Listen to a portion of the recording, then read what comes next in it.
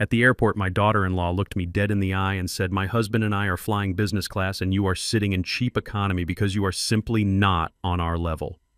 She laughed as she said it, a cold, sharp sound that cut through the noise of the terminal. I just nodded silently and took the crumpled ticket she shoved into my chest.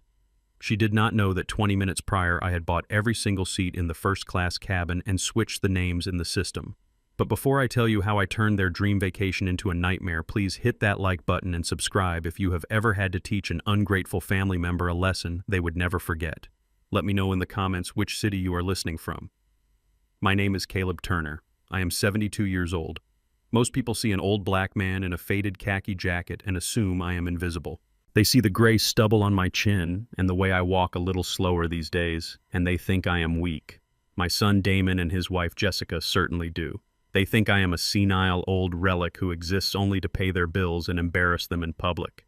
They do not know that the man standing before them holding a plastic bag of snacks because he was not allowed to pack a carry-on used to run the toughest shipping union on the East Coast. They do not know that silence is not weakness. Silence is where you load the gun. We were standing at Gate 4 at JFK Airport. The air was thick with the smell of overpriced coffee and anxiety. I hate airports, but I agreed to this trip because Damon begged me. He said it was a family bonding retreat, a chance to heal old wounds. I should have known better when Jessica showed up wearing sunglasses indoors and dragging 3 Louis Vuitton suitcases that I knew for a fact my son could not afford. Jessica is what they call an influencer. I call it being unemployed with a loud voice. She held her phone up the ring light, reflecting in her eyes, and started recording. "Hey, tribe," she chirped, her voice jumping an octave higher than normal. "We are finally heading to the Caribbean for a much-needed detox. We are flying business class, of course, because self-care is not selfish." Then she panned the camera to me. I was standing there holding my worn-out duffel bag, the one I have had since 1995. "And look who we brought along," she said, her voice dripping with fake sweetness. "We are treating Damon's dad to a vacation. He has had a rough year, and honestly, he needs to get out of that dusty old house. We are so blessed to be able to give back to the elderly." I felt my jaw tighten. Give back. I paid for the house they live in. I paid for the car that drove us here. I paid for the very phone she was holding. But on camera, I was the charity case. I was the prop in her movie about being a benevolent saint. Damon stood next to her, checking his watch, refusing to meet my eyes. He was wearing a new suit, one that was too tight in the shoulders. He looked like a man trying to be something he was not. "Cut the camera," Jess Damon muttered, but he did not tell her to stop insulting me. He just wanted to get to the lounge. Jessica lowered the phone and her smile vanished instantly. It was like watching a light switch flip. "Okay, listen up, Caleb," she said, snapping her fingers in front of my face. "We have a system. Damon and I need to network on the flight. There are some crypto investors in business class that we need to impress. You are going to be in economy. It is better for you anyway. Less complicated food. You would not like the menu up front." She handed me a boarding pass. I looked at it. Seat 32B. "Is this a middle seat?" I asked, my voice low and steady. She rolled her eyes. "Oh, do not start complaining. It is a 4-hour flight. You can sleep. Besides, it is right next to the toilets, so you do not have to walk far with your bladder issues." I do not have bladder issues. I run 3 miles every morning. But I did not correct her. I just looked at Damon. "Is this how it is going to be, son?" I asked. Damon shifted his weight, looking at the floor tiles. "Look, Dad, it is just for the flight. Jess gets anxious if we are not together." And the tickets were expensive. We had to budget. Budget. The word hung in the air. I have $3 million in liquid assets sitting in an account they do not know exists. I own 4 apartment buildings in Brooklyn under an LLC that does not bear my name. I could buy this entire plane if I wanted to. But to them, I am just a retired mechanic living on a pension. I looked at the gate agent. She was a middle-aged woman with tired eyes and a name tag that said Brenda. She had been watching the whole exchange. She saw the way Jessica snapped her fingers at me. She saw the way my son looked at his shoes. She saw the ticket in my hand. Brenda looked at me with pity, that familiar look. Poor old man. I approached the counter. Jessica stepped in front of me, shoving her platinum status pass at the scanner. "We are priority boarding," she announced, "and he is with us, but he is in the back. Can you make sure he gets on the plane without getting lost? He gets confused easily." "I am not confused," I said, stepping up beside her. Jessica laughed, a dry, humorless sound. He thinks he is sharp, she told the agent. But you know how it is. Last week he forgot where he put his keys. I did not forget my keys. She hid them to force me to stay home and watch her dogs while she went to a brunch. The gate agent took my passport. She paused, looking at the screen. Her eyebrows shot up. She typed something, frowned, and typed again. Sir, she started looking at me with confusion.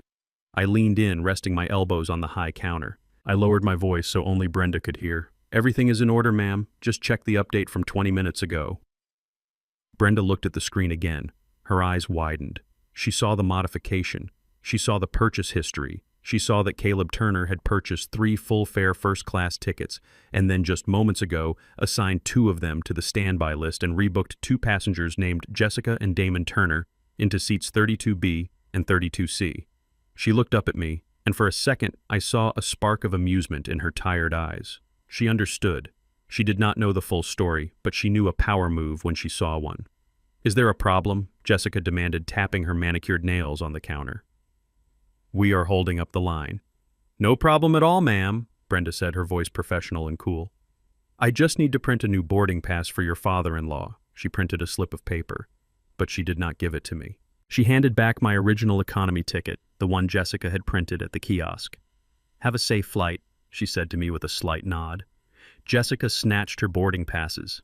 Come on, Damon, let's go get some champagne before takeoff. Bye, Caleb. See you in 5 hours. Don't fall asleep and miss the snack cart. She did not even wait for me to answer. She grabbed Damon's arm and marched down the jet bridge, her heels clicking like gunshots on the metal floor. I stood there for a moment watching them go. My heart was pounding not from fear, but from the adrenaline of the hunt. I felt inside my jacket pocket. There, tucked against my chest, was the real boarding pass. Seat 1A, the seat I had saved for myself. But I was not going to sit there. Not yet. I looked at the economy ticket in my hand, seat 32B, the middle seat, next to the toilet. I took a deep breath.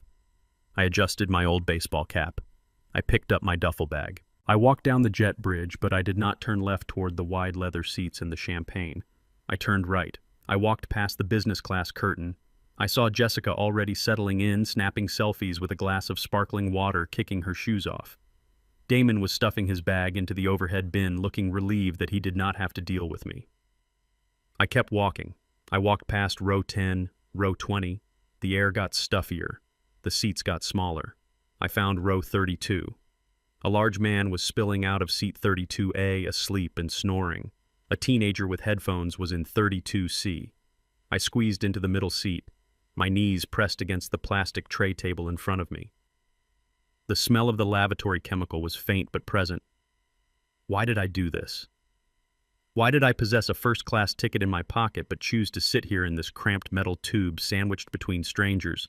Because I needed to see how far they would go. I needed to know if there was any redemption left in my son. I needed to see if he would come back to check on me. I needed to see if he would bring me a bottle of water. I needed to see if he would trade seats with me even for an hour.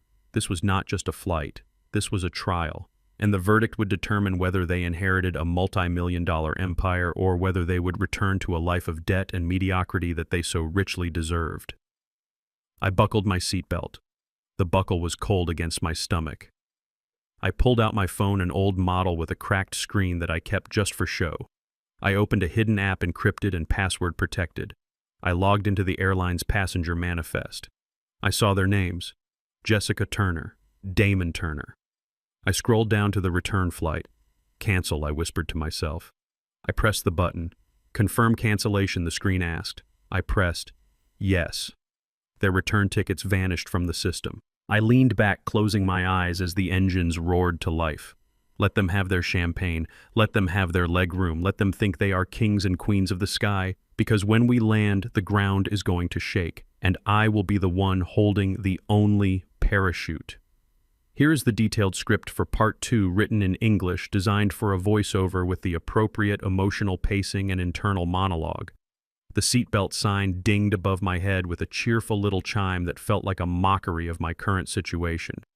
Seat 32B was not a seat. It was a torture device designed by engineers who hated the human spine. To my left sat a man who must have been a defensive lineman in a former life.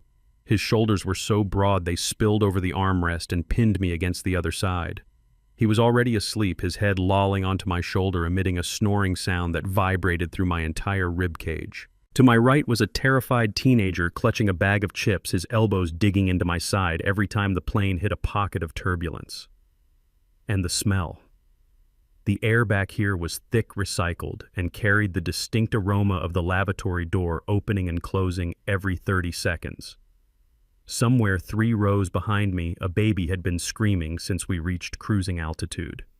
It was a high, piercing shriek that drilled directly into the center of my skull. I closed my eyes and took a slow breath. In the old days, when I was negotiating union contracts on the docks in Baltimore, I had sat in rooms hotter than this, with men more dangerous than this, for 18 hours straight, without flinching. I could handle a cramped economy seat. What I could not handle was the image burning in my mind of what was happening 50 feet ahead of me on the other side of that navy blue curtain. Up there, the air smelled like fresh linen and warmed nuts. Up there, my son Damon and his wife Jessica were reclining in lie-flat seats that cost more than my first car. I knew exactly what they were doing. Jessica was likely arranging her legs artfully on the ottoman, holding a glass of Bollinger champagne, taking 50 photos to get the perfect angle for her Instagram story. She would caption it, "Hustle hard, play hard," or "Grateful for this life." Grateful. The word tasted like bile in my throat. I shifted my weight, trying to pull my phone out of my pocket without waking the giant on my left. I unlocked the screen and opened my banking app. I didn't need to look at the balance, but I needed to look at the transaction history. I needed to remind myself why I was here, breathing in recycled air and listening to a stranger snore. I scrolled down to a date 3 months ago, a transfer of $50,000. I remember that Tuesday vividly. It was raining. Damon had come to my house, his eyes wide and desperate, his hands shaking slightly as he gripped a cup of coffee at my kitchen table.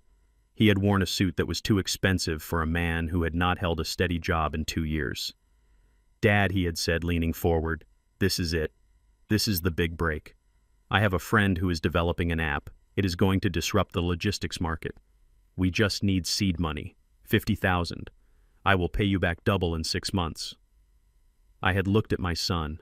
I saw the gray hairs starting to form at his temples. I saw the fear behind his eyes. But it wasn't fear of failing a business. It was fear of her. I knew Jessica had been pressuring him. She wanted a lifestyle he could not provide. She wanted the trips, the clothes, the status that she saw on her phone screens. I knew he was lying to me. I knew there was no app. I knew there was no logistics disruption. A man who spent 40 years in shipping knows when someone is talking about the industry and when someone is just throwing around buzzwords they learned from a YouTube video. But I wrote the check anyway. Why? Because sometimes you have to give a man enough rope to see if he builds a ladder or a noose. I tracked the money. I have a forensic accountant named Saul who has been with me since the 80s. Saul does not sleep. He followed that $50,000. It did not go to a software developer. It did not go to a business account. It went to a luxury travel agency in Miami. It paid for 2 first-class tickets to the Caribbean. It paid for a week-long stay at the Emerald Bay Resort and Spa. It paid for a private boat charter. It paid for the very champagne they were drinking right now. Damon had stolen my retirement savings to treat his wife to a vacation, all while looking me in the face and talking about his future. But here's the part they do not know. Here is the part that keeps me warm in this freezing cold cabin. When Saul told me where the money went, I did not get angry. I did not call Damon and scream. I got curious. I looked into this Emerald Bay Resort. It was a beautiful place, exclusive, located on a private island. But financially, it was bleeding. The ownership group was over-leveraged. They were desperate for a liquidity event. So 2 weeks ago, I made a phone call. I used a shell company I established years ago called Atlas Holdings. It is a boring name. It sounds like a company that makes cardboard boxes. Nobody looks twice at Atlas Holdings. I bought the debt. I bought the mortgage. I bought the operational rights.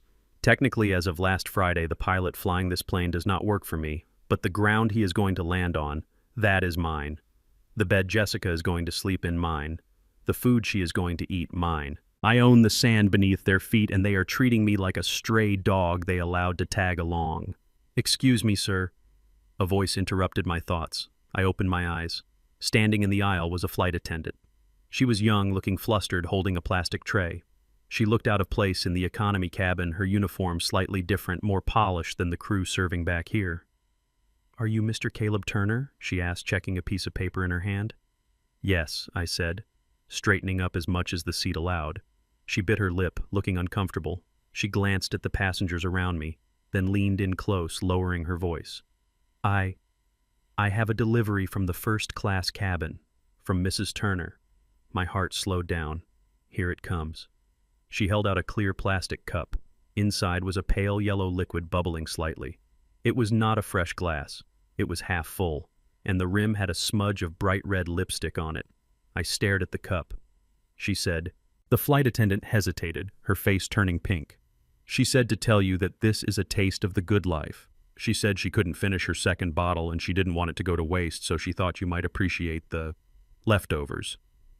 The teenager next to me took his headphones off, watching the scene with wide eyes. The large man on my left even stopped snoring for a second, shifting in his sleep. The humiliation was designed to be precise. It wasn't just about the wine, it was the message. You get what we discard. You exist on our scraps. The flight attendant looked like she wanted to run away. "I am so sorry, sir," she whispered. I didn't want to bring it, but she was very insistent. She said she would file a complaint if I didn't deliver it personally. I looked at the young woman. It wasn't her fault. Jessica knew exactly how to weaponize service workers. I reached out and took the plastic cup. The plastic was cold and flimsy in my calloused hand. "Thank you," I said, my voice calm and steady. I raised the cup, looking at the lipstick stain. Jessica's shade. Fire engine red. I did not drink it. Instead, I held it up as if making a toast to the closed curtain ahead of me. "To the good life," I whispered. I placed the cup on the tray table. I did not take a sip. I let it sit there, the bubbles slowly dying, going flat and stale. Damon had allowed this. That was the thought that hurt more than the cramped seat. My son, who I taught to ride a bike, who I taught to shake hands with a firm grip, was sitting up there watching his wife send his father her backwash. He had made his choice. I reached into my pocket and touched the small leather notebook I always carried. I pulled it out and clicked my pen. Under the heading Day 1, I wrote item half, a glass of warm champagne. Cost 1 sun. The plane banked left, beginning its descent. The captain's voice came over the intercom announcing that we were approaching paradise. The baby behind me finally stopped crying, exhausted. I looked out the small scratched window. Below us, the ocean was a brilliant turquoise blue. It looked peaceful. It looked expensive. Jessica thought she was flying toward a week of relaxation. She thought she was the queen of the sky. She didn't realize she was flying straight into a hurricane. And the storm wasn't coming from the clouds. It was sitting in seat 32B, waiting for the seatbelt sign to turn off. The boat ride to the island took 40 minutes. 40 minutes of Jessica complaining that the salt spray was ruining her hair extensions while I sat in the back of the vessel watching the wake churn white against the deep blue of the Caribbean. I know this water. I know the currents here. Years ago, before I wore suits and negotiated contracts, I worked on a merchant marine vessel. I know that the ocean does not care how much money you have or how many followers watch your videos. It will swallow you whole if you do not respect it. As the Emerald Bay Resort came into view, I had to admit it was impressive. Thatch-roofed villas dotted the white sand, and a massive main pavilion stood at the center, open to the breeze. It looked like paradise. And technically it was my paradise. I had signed the deed transfer exactly 72 hours ago. The ink was barely dry on the paperwork sitting in a safe in New York Paperwork that listed the new owner as a generic holding company. We docked at the private pier. A line of staff members stood waiting, dressed in crisp white linens, holding cold towels and trays of tropical drinks. Jessica stepped off the boat like she was royalty returning from exile. She ignored the outstretched hand of the deckhand helping her. She did not say thank you. She just snapped her fingers at the porters. "Be careful with the beige suitcases," she barked. "They are vintage custom leather. If you scratch them, you are buying them." I stepped onto the wood of the pier. It was teak, good quality. I made a mental note to check the maintenance logs later. "Welcome to Emerald Bay," the general manager said. He was a tall man, British, with a posture that suggested military background. His name tag read Julian. Julian stepped forward with a practiced smile to greet Damon and Jessica, but then his eyes drifted to me. I saw the moment of recognition hit him like a physical blow. His eyes widened, his jaw went slack. The color drained from his face under his tan. He knew exactly who I was. He had been on the Zoom call when the acquisition was finalized. He knew that the old black man in the stained khaki jacket standing behind these two loud tourists was the man who now signed his paycheck. Mr. Turn? He stammered, taking a step toward me, his hand raising to salute or shake mine, he didn't seem to know which. I locked eyes with him. I did not blink. Slowly, deliberately, I raised my index finger and pressed it against my lips. Shh. The gesture was small, almost invisible to anyone else, but Julian froze. He was a smart man. He understood instantly. This was a test. This was a play, and he was an extra in my scene. He swallowed hard, regaining his composure with effort. He turned back to Jessica, his hands trembling slightly as he clasped them behind his back. "Welcome, Mr. and Mrs. Turner," he said, his voice a little higher than before. "We are honored to have you." Jessica didn't notice his fear. She was too busy scanning the lobby looking for the best lighting. "We booked the Royal Penthouse," she announced, handing him her passport. "I want the one with the infinity pool facing the sunset. And make sure the champagne is chilled. We had a terrible flight." "Of course," Madame Julian said. "We have prepared the royal villa for you. It is our finest accommodation." And for him, Jessica waved a hand backward at me without looking. Julian looked at me, then back at the computer screen, sweat beading on his forehead. He was trapped. He didn't know what to do. "He is with you?" Julian asked carefully. Unfortunately, Jessica sighed. "My father-in-law is joining us, but he is on a budget. We need to put him somewhere authentic. You know, something that matches his vibe." She turned to me, a sickly, sweet smile plastered on her face. "Dad, I found the perfect spot for you. It is called the Eco Lodge. It is right in the nature preserve. It is very rustic, very grounding. You are always talking about how soft people are these days, right? So I thought you would appreciate getting back to basics. No AC, no TV, just you in the jungle. It is practically camping, but with a bed." I looked at Julian. He looked like he was about to faint. He knew what the Eco Lodge was. It wasn't a guest room. It was a glorified shed on the far side of the island, usually used for seasonal groundskeepers or storage. It had no glass in the windows, just screens. It had a ceiling fan that barely worked. It was a mile walk from the main restaurant. Julian opened his mouth to protest. "Mr. Turner, surely we can upgrade." "No." Jessica cut him off sharp. "No upgrades. He needs to learn to live within his means. Besides, the walk will be good for his circulation." Damon was standing by a pillar, pretending to examine a potted palm tree. He knew this was wrong. He knew I had high blood pressure. He knew walking a mile in 90-degree heat was dangerous. "Damon," I said. He jumped. He looked at me, his eyes full of guilt. "Is this okay with you, son?" I asked. Damon looked at Jessica. She arched an eyebrow, daring him to speak. It sounds like an adventure, Dad," he mumbled. "You like nature?" I nodded. The final nail in the coffin. I picked up my duffel bag. "Lead the way," I said to the bellboy. The bellboy looked confused. He looked at the luxury golf cart waiting to whisk Jessica and Damon to the royal villa. Then he looked at the dirt path leading into the thick trees. "It is a bit of a walk, sir," the boy said apologetically. I started walking. I did not look back. I heard the electric hum of the golf cart as it sped my son and his wife toward air-conditioned luxury. I heard Jessica laughing, the sound fading into the distance. The walk to the Eco Lodge took 20 minutes. The heat was oppressive, a wet blanket that wrapped around my lungs. Mosquitoes the size of dimes buzzed around my ears. My knees ached with every step, but I did not stop. When we arrived, the bellboy looked ashamed to even unlock the door. "I am so sorry, sir," he whispered. "The generator is loud at night, and keep the screen door shut or the crabs will get in." I tipped him $100. His eyes popped out of his head. "Don't worry about me, son," I told him. "I have slept in worse places than this." He left confused and grateful. I stepped inside. The room was stifling. There was a single metal cot with a thin mattress. The floor was concrete. A lizard scurried across the wall. The bathroom was a small closet with a shower that dripped rusty water. I set my bag down on the cot. I took off my heavy jacket. I sat down and wiped the sweat from my face with a handkerchief. Most men would be furious. Most men would be marching back to the lobby, demanding their rights, screaming that they own the place. But I am not most men. I sat in the heat, listening to the jungle sounds. I thought about the 3 nights ahead. Jessica thought she had put me in a prison. She thought she had banished me to the edge of her world so I wouldn't ruin her aesthetic. She didn't realize that she had just given me the perfect vantage point. I reached into my bag and pulled out my iPad. I connected it to the resort's private satellite network, the admin network that only the owner had access to. The screen lit up. I accessed the room control system. I saw the status of the Royal Villa.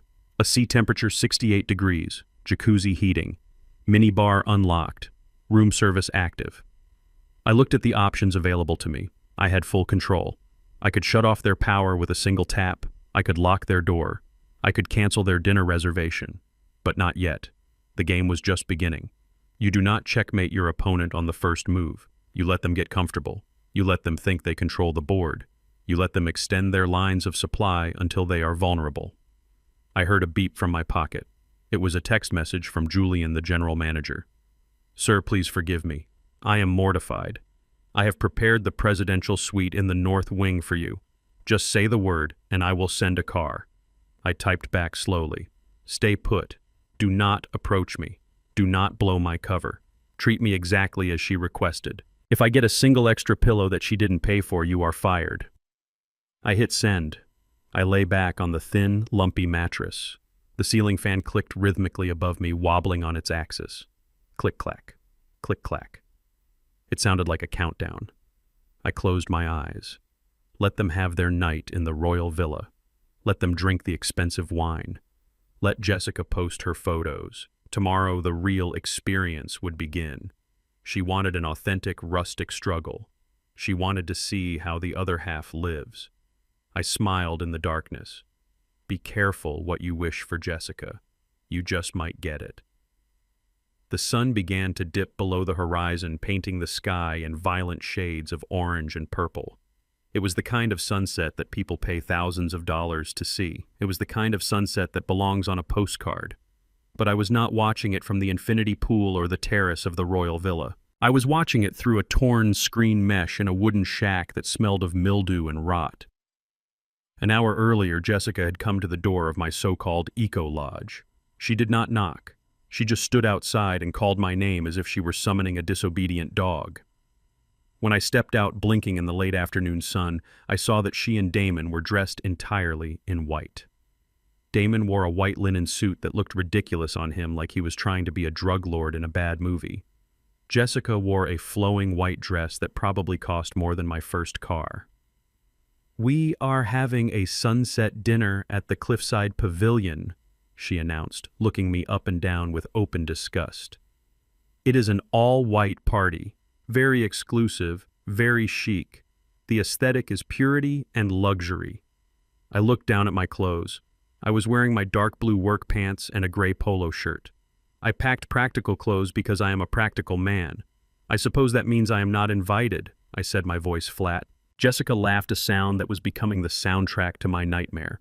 "Oh, Caleb, don't be dramatic. You literally do not have anything white.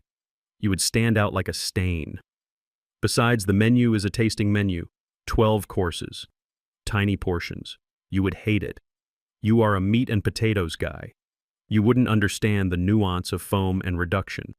She signaled to a waiter who had followed them down the path.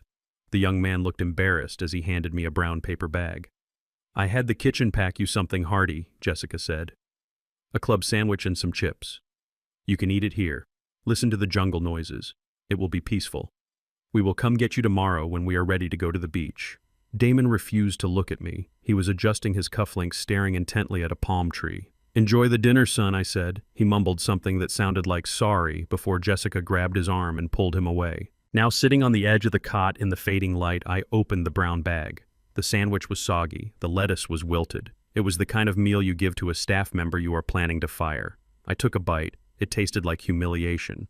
But Jessica made a mistake. She judged me by my clothes and my silence. She forgot that before I was a retiree, before I was a widower, I was a man who managed complex logistics for the entire eastern seaboard. I know how systems work, and I know that in a modern resort everything is connected. I put the sandwich down. I wiped my hands on a napkin. I reached into my duffel bag and pulled out my iPad Pro. To them, it is just an old tablet I use to play solitaire. To me, it is the master key. I connected to the secure admin network again. The password had not changed since the acquisition 3 days ago. I bypassed the guest firewall and went straight to the security subnet. Detailed maps of the island popped up on my screen. Green dots indicated active cameras. There were cameras everywhere. The lobby, the pool, the beach, and of course the private cliffside pavilion. I tapped on the camera labeled VIP Dining 1. The screen flickered and then resolved into a crystal clear 4K high-definition video feed. There they were. They sat at a table draped in white linen surrounded by candles. The ocean crashed against the rocks 50 feet below them. A private waiter was pouring a vintage Cabernet into oversized crystal glasses. I adjusted the volume on my iPad.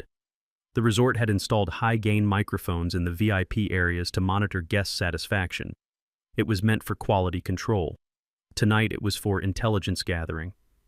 The audio crackled, then the sound of the wind faded as the software isolated their voices. So amazing, babe. Seriously, the lighting here is perfect. That was Jessica.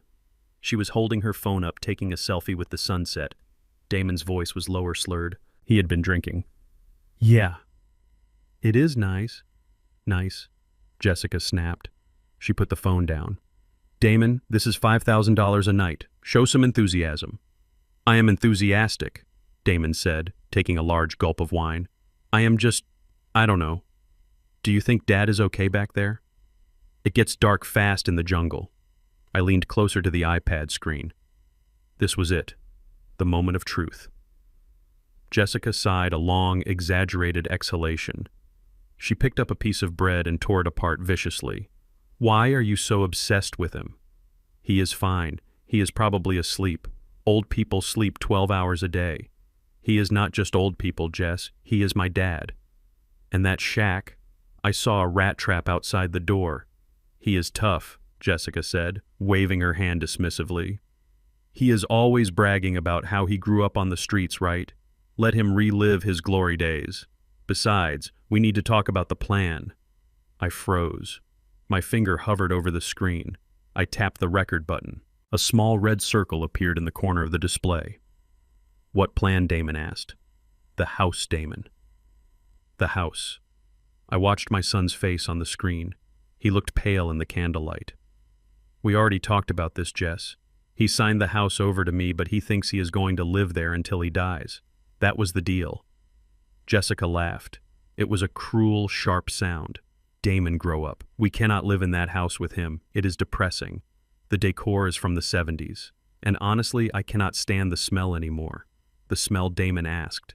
Yes, the smell. That old man smell. It is like mothballs and stale coffee and decay. It seeps into the furniture. It seeps into my clothes. I cannot have my friends over. I cannot build my brand in a house that smells like a nursing home waiting room. I felt a cold rage spread through my chest. I shower twice a day. I use expensive cologne. I keep my house spotless. The smell she was talking about was not hygiene. It was the smell of her own prejudice. To her, I was not a person. I was a rotting piece of furniture. So what do you want to do? Damon asked, his voice barely a whisper. Jessica leaned across the table. Her eyes were gleaming in the candlelight. She looked predatory. As soon as we get back, we sell it. The market is hot right now. We can get $2 million for that lot easily. Developers will tear it down and build condos. And Dad, where does he go? Jessica took a sip of wine, savoring it. I did some research. There is a facility called Shady Pines in North Jersey. It is state-funded. It is not fancy, but it is clean. Well, clean enough. They take Medicare. We drop him off, tell him it is temporary while we renovate, and then we just stop visiting. Damon choked on his wine. Jesus, Jess. Put him in a state home. He has money. He has savings. He had savings, Jessica corrected him. But we spent a chunk of it on this trip, didn't we? And the rest? We need that for our new place in the city. Look, Damon, he is 72. His mind is going. Did you see him at the airport? He is confused. He won't even know the difference after a week. We are doing him a favor. He will be with people his own age. I watched my son. I watched the man I raised. I watched the boy I taught to fish, the boy I held when he cried over a broken arm, the man I bailed out of debt 3 times. I waited for him to slam his fist on the table. I waited for him to throw the wine in her face. I waited for him to say, "Over my dead body." Damon looked down at his plate. He twirled his fork in the foam of his appetizer. He is going to be really mad, he said softly. He won't have the power to be mad, Jessica said soothingly, reaching out to stroke his hand. We will have power of attorney. We will control the narrative. It is for us, Damon, for our future. Don't you want to be happy? Don't you want to be free? Damon was silent for a long time. The waves crashed against the rocks below. Then slowly he nodded. Okay, he whispered. Okay. We sell the house. I stopped the recording. The file saved automatically to the cloud. I named it evidence_01_conspiracy. I sat there in the dark shack. The air was hot and sticky, but I felt ice cold. I looked at the half-eaten sandwich on the table. I wasn't hungry anymore. They were planning to sell the home my wife and I built brick by brick. They were planning to throw me into a warehouse for the dying so they could buy a loft in Manhattan. They were planning to erase me while I was still breathing. Jessica was right about one thing. There was a smell, but it wasn't old age. It was the stench of betrayal. I stood up. My knees popped, but I didn't feel the pain. I felt strong, stronger than I had felt in years. I walked to the small, rusty mirror hanging on the wall of the shack. I looked at my reflection. I saw the lines on my face. I saw the gray in my beard, but I also saw the eyes of Caleb Turner, the eyes of a man who had stared down union busters and mob enforcers. You want to send me to hell, I whispered to the empty room. I picked up the iPad again. I opened the resort management app. I navigated to the kitchen orders. I saw their dessert order pending, chocolate souffle. I tapped the screen. I added a note to the chef. Change order, serve the bill instead. Full price, no comp. I smiled. It was a small jab, a warning shot. Tonight they would pay for dinner. Tomorrow they would pay for everything else. 5 in the morning in the jungle does not sound like a relaxation playlist. It sounds like a war zone. The cicadas were screaming, the monkeys were howling, and the humidity was already thick enough to chew on. I had slept maybe 3 hours on the metal cot, my back aching in places I had forgotten I had. I was lying there staring at a spider web in the corner, wondering if the spider had a better life than I did right now when the banging started. It was not a knock. It was a demand. Someone was hammering on the wooden frame of the screen door with the kind of entitlement that only exists in people who have never been told no. I sat up, my joints popping like dry twigs. I pulled on my pants. I did not rush. I never rush for people who do not respect my time. When I pushed the screen door open, Jessica was standing there. She was already in full makeup. She wore a silk kimono that probably cost more than the monthly pension of the maids cleaning her room. Beside her, looking miserable and sleepy, was my son Damon. And in Jessica's arms was Mr. Guapo. Mr. Guapo is a standard poodle. He is not a dog. He is a fashion accessory with a heartbeat. He was wearing a tiny Hawaiian shirt, and I am not joking, a pair of miniature aviator sunglasses strapped to his head. Dad, finally, Jessica snapped, looking at her Apple Watch. Do you know what time it is? It is 5 in the morning, Jessica, I said, my voice raspy from dehydration. Exactly, she said. The sun comes up in 30 minutes. You need to get to the pool. I looked at her. I looked at the dark path leading to the main resort. The pool is closed, Jessica, I said. She rolled her eyes, a gesture she had perfected. That is the point, Caleb. You have to go reserve our spots. The Europeans get up at dawn and steal all the best cabanas. We want the one right in the center facing the swim-up bar, the one with the white curtains. You need to go put our towels down and sit there so nobody takes it. She thrust a tote bag into my chest. Here are the towels, and sunscreen, and don't let anyone move them. If we get stuck in the back row near the kids' pool, my content is ruined. I held the heavy bag. I looked at Damon. He was looking at a beetle crawling on the ground. Damon, I said, you are waking me up at 5 a.m. to watch empty chairs. Damon rubbed the back of his neck. It is important to her, Dad. Just do it for us. Please, we want to sleep in a little bit. We are on vacation. We are on vacation. The words hung in the humid air. They were on vacation. I was on a labor camp detail. And take the dog, Jessica added, dropping the leash into my hand. Mr. Guapo needs his morning walk, but do not let him walk on the dirt. Carry him until you get to the paved path. I don't want his paws getting muddy before his photo shoot. She reached into the pocket of her silk robe. She pulled out a $20 bill. It was crumpled. She flicked it at me. It fluttered through the air and landed on the dirty concrete floor of my shack. "Here," she said, "for your trouble. Buy yourself a soda or something. But don't lose the dog's sunglasses. They are Gucci. They cost $300. She turned on her heel. "Come on, babe. Let's go back to bed." "It is freezing out here." They walked away. They left their 72-year-old father standing in the dark holding a bag of towels and a dog that was dressed better than he was. I looked down at the $20 bill lying in the dirt. A younger version of me would have left it there. A younger version of me would have thrown the towels in the mud and marched to the airport. But the Caleb Turner of today is playing a long game. I bent down. My knees cracked loud enough to startle the dog. I picked up the money. I dusted it off. I looked at Mr. Guapo. The dog looked back at me through his dark lenses. He looked as trapped as I was. "Come on, dog," I muttered. "Let's go do our job." The walk to the main pool was lonely. The resort was asleep. The only people awake were the groundskeepers and the kitchen staff prepping for breakfast. They stopped their work to watch me pass. An old black man carrying a poodle in a Hawaiian shirt. I could see the confusion in their eyes. They didn't know if I was an eccentric millionaire or a servant who had lost a bet. I arrived at the main pool. It was a glassy sheet of turquoise, perfectly still. I found the central cabana, the prime real estate. I laid out the towels exactly as Jessica had instructed. I fluffed the pillows. Then I sat down on the edge of the lounge chair. I was the unpaid butler, the invisible guard dog.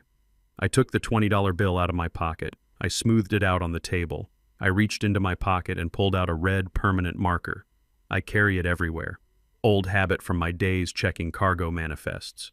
I uncapped the pen. The smell of the ink was sharp and chemical. On the face of Andrew Jackson, I wrote a single word in bold capital letters, debt. Underneath it, I wrote the date. And then I wrote Labor 5 o'clock a.m. Cabana Boy. I slipped the bill into my wallet into a separate compartment where I was keeping the physical evidence.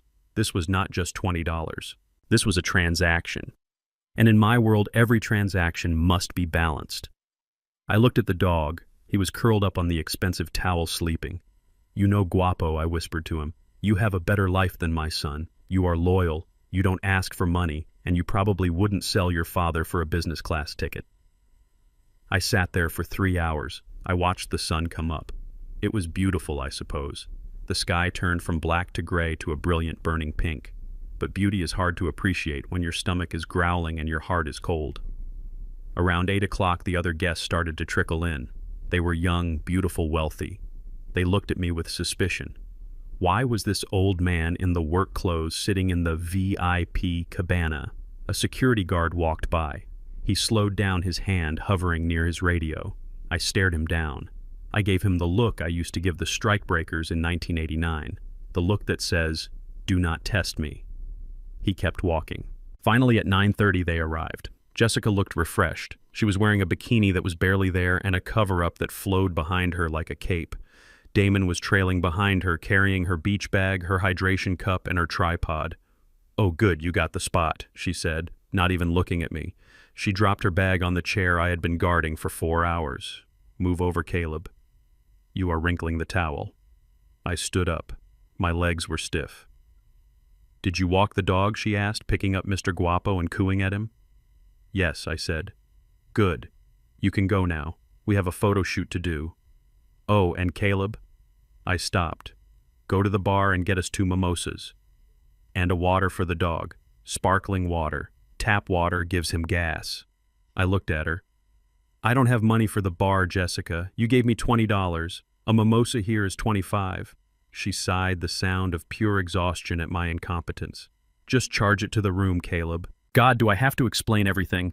"Use the room number 101. Room 101. The Royal Penthouse." I smiled. It was the first time I had smiled all morning. "Of course," I said. "Room 101. I will make sure they get the order right." I walked to the bar. The bartender was a young man named Mateo. He looked at me, then at the couple in the cabana setting up a tripod. "What can I get you, sir?" he asked. I leaned over the bar. "My son and his wife would like 2 mimosas," I said. "But listen to me closely, son. I want you to use the vintage Dom Perignon, the 2008 bottle." Mateo's eyes widened. "Sir, that is $600 a bottle." "I know," I said. "They are celebrating. And they want a bowl of caviar for the dog." "The beluga." Mateo hesitated.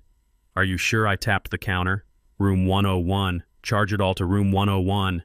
And keep the bottle coming. If their glass is half empty, fill it. I walked away as Mateo popped the cork. I didn't go back to the cabana. I didn't go back to the shack. I walked to the business center. I had some work to do. Jessica wanted me to be a servant, fine. I would serve her. I would serve her exactly what she deserved. I took the red marker out of my pocket again. I clicked the cap. The debt was growing, and the interest rate just went up. My phone buzzed in my pocket. It was a notification from my bank. An attempted transaction for $5,400 at the resort boutique. I looked at the screen and smiled. It had begun. I was sitting on the porch of the Eco Lodge, swatting away mosquitoes and watching a line of ants march across the cracked concrete floor. It was 2 p.m. While I was battling the heat and the humidity, my daughter-in-law Jessica and my son Damon were seeking refuge in the air-conditioned sanctuary of the high-end shopping district located near the main lobby. I knew exactly where they were because I was tracking them not just with the GPS on the family plan, but with the spending alerts I had set up on the supplementary credit card Damon carried in his wallet. That card, the Platinum American Express. Damon carried it like a badge of honor. He liked the weight of it in his hand. He liked the way it clanged against the counter when he tossed it down. He thought that card was a magic wand. You wave it and things appear. Designer clothes, fine wines, first-class tickets. He never stopped to think about who paid the bill at the end of the month. He never thought about the interest rates or the late fees because he never saw them. I did.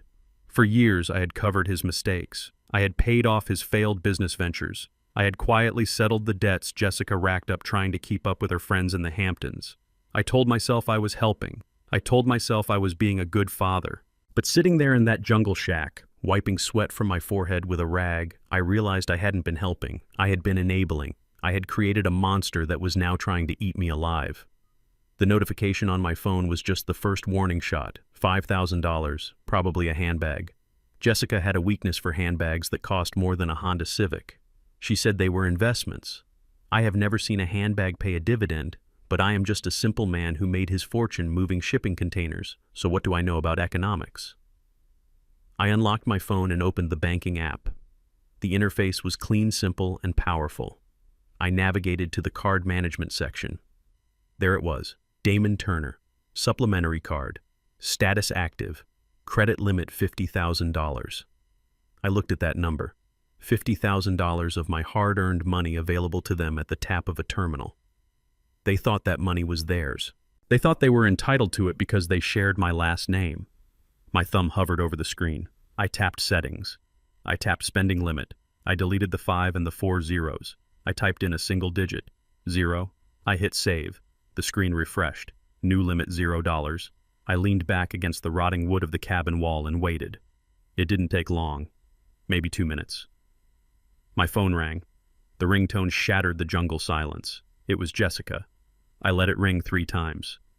You have to sell the performance. An old man doesn't answer on the first ring. He fumbles for his glasses. He looks for the button. I answered on the 4th ring. Hello, I said, making my voice sound thin and confused. Caleb. Jessica's voice exploded in my ear. She was screaming so loud I had to pull the phone away from my head. I could hear the background noise of the boutique, soft jazz music, the murmur of polite conversation, and the distinct sharp silence of people listening to a woman lose her mind. Caleb, what did you do? She shrieked. I don't understand, I stammered. Who is this? Don't play dumb with me. It is Jessica. We are at the register. We have a line of people behind us. The card was declined. Declined. Caleb. Do you have any idea how embarrassing that is? The sales lady looked at me like I was a criminal. I pictured the scene. Jessica standing there in her white resort wear holding a bag she couldn't pay for, her face flushing red, not from the sun, but from the sudden jarring reality of being told no. I paused, acting as if I was processing the information slowly. Declined. That can't be right. I paid the bill last month. Or did I? You better fix this right now, she yelled. Call the bank. Tell them to authorize the charge. They think it is fraud or something. Tell them it is me. I closed my eyes and let a long, confused sigh escape my lips. Oh dear. I don't have the number for the bank, Jessica. It is in my address book back home. You know, the black one on the desk. I didn't bring it. Use the app, she screamed. You have the app on your phone. The app, I asked, injecting a tone of bewilderment into my voice. Which one is that? The one with the blue bird? Or the green square? I have so many squares on this screen now. The grandkids installed games on here. Caleb, I swear to God, it is the blue one. Open it and authorize the transaction. The manager is staring at us. He is going to call security if we don't pay. We have the merchandise in our hands. I looked at the blue icon on my screen, the one I had just used to cut off their lifeline. I am tapping it, Jessica. I lied. But it is asking for a password. I don't remember the password. Is it your birthday? No, that is the alarm code. Is it the name of my first dog? Try password 123.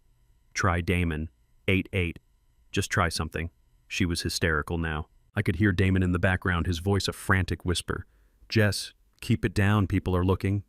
I am trying, I said. Oh, wait. It says, account locked. What do you mean locked? It says, suspicious activity. It says I need to visit a branch in person to unlock it. There was a silence on the other end of the line, a heavy, suffocating silence. Visit a branch, Jessica whispered, her voice trembling with rage. We are on an island, Caleb. There is no branch here, I know, I said sympathetically. That is unfortunate. I guess the computers are just being careful. You know how they are with seniors. They think someone is trying to steal my money. She let out a scream of frustration that sounded like a tea kettle boiling over. So what are we supposed to do? We have 3 bags of clothes and the limited edition sunglasses. We can't just walk out. Do you have your own card? I asked innocently. There was a pause. I knew the answer. Jessica's cards were maxed out. They had been maxed out for years. No, she hissed. You know we use this card for travel expenses. This is a travel expense. Well, I said, my voice dropping to a low, sad register. I guess you will have to put the items back, dear. Maybe next time. I hung up. I did not wait for her to scream again. I pressed the red button and ended the call. Then I put the phone on Do Not Disturb. I sat there and imagined the walk of shame. I imagined the sales clerk, a man who probably spoke 3 languages and had 0 patience for Americans with declined cards, taking the bag out of her hands. I imagined the hushed whispers of the other customers. I imagined Damon, red-faced, shuffling out of the glass doors, trying to disappear into the floor. For years they had walked through life assuming the doors would always open for them. They assumed the bill would always be paid. They assumed that my hard work was their birthright. Today the door slammed shut. I looked down at my hands. They were rough hands, hands that had changed tires in the snow, hands that had held picket signs, hands that had signed contracts that saved thousands of jobs. These hands built an empire, and these hands could dismantle it just as easily. I opened the banking app again just to be sure. Credit limit $0. I smiled. I reached into my duffel bag and pulled out a bottle of lukewarm water. It wasn't champagne, it wasn't sparkling, but as I drank it sitting in the heat of the jungle, it tasted sweeter than any vintage wine. The card decline was just the beginning. It was a small inconvenience, a pebble in their shoe. They didn't know that I was about to trigger an avalanche. I picked up my notebook. Under the heading, Day 2, I wrote Item 1 shopping spree, cost their dignity. I lay back on the cot and listened to the monkeys howling in the trees.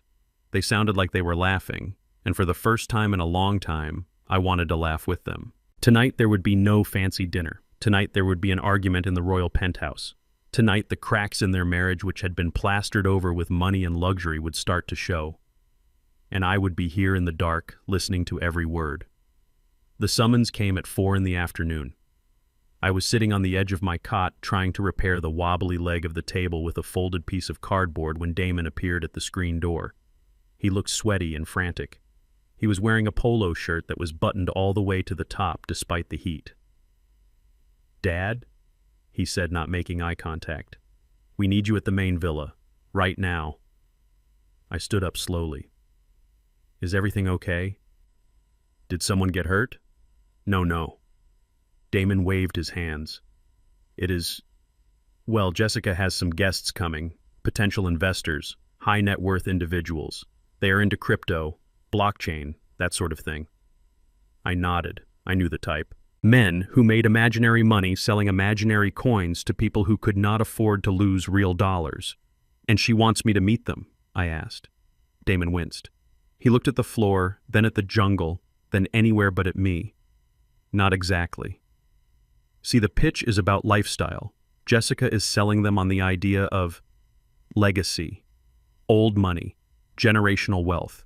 She told them that the villa has been in our family for 50 years. She told them it was your father's estate. I almost laughed. My father was a sharecropper in Georgia who never owned a piece of land in his life until he bought a cemetery plot. So she lied, I said calmly. It is marketing, Dad. It is storytelling. Look, she needs the vibe to be authentic. She wants you to help set the scene. He reached into a plastic bag he was holding and pulled out a bundle of clothes.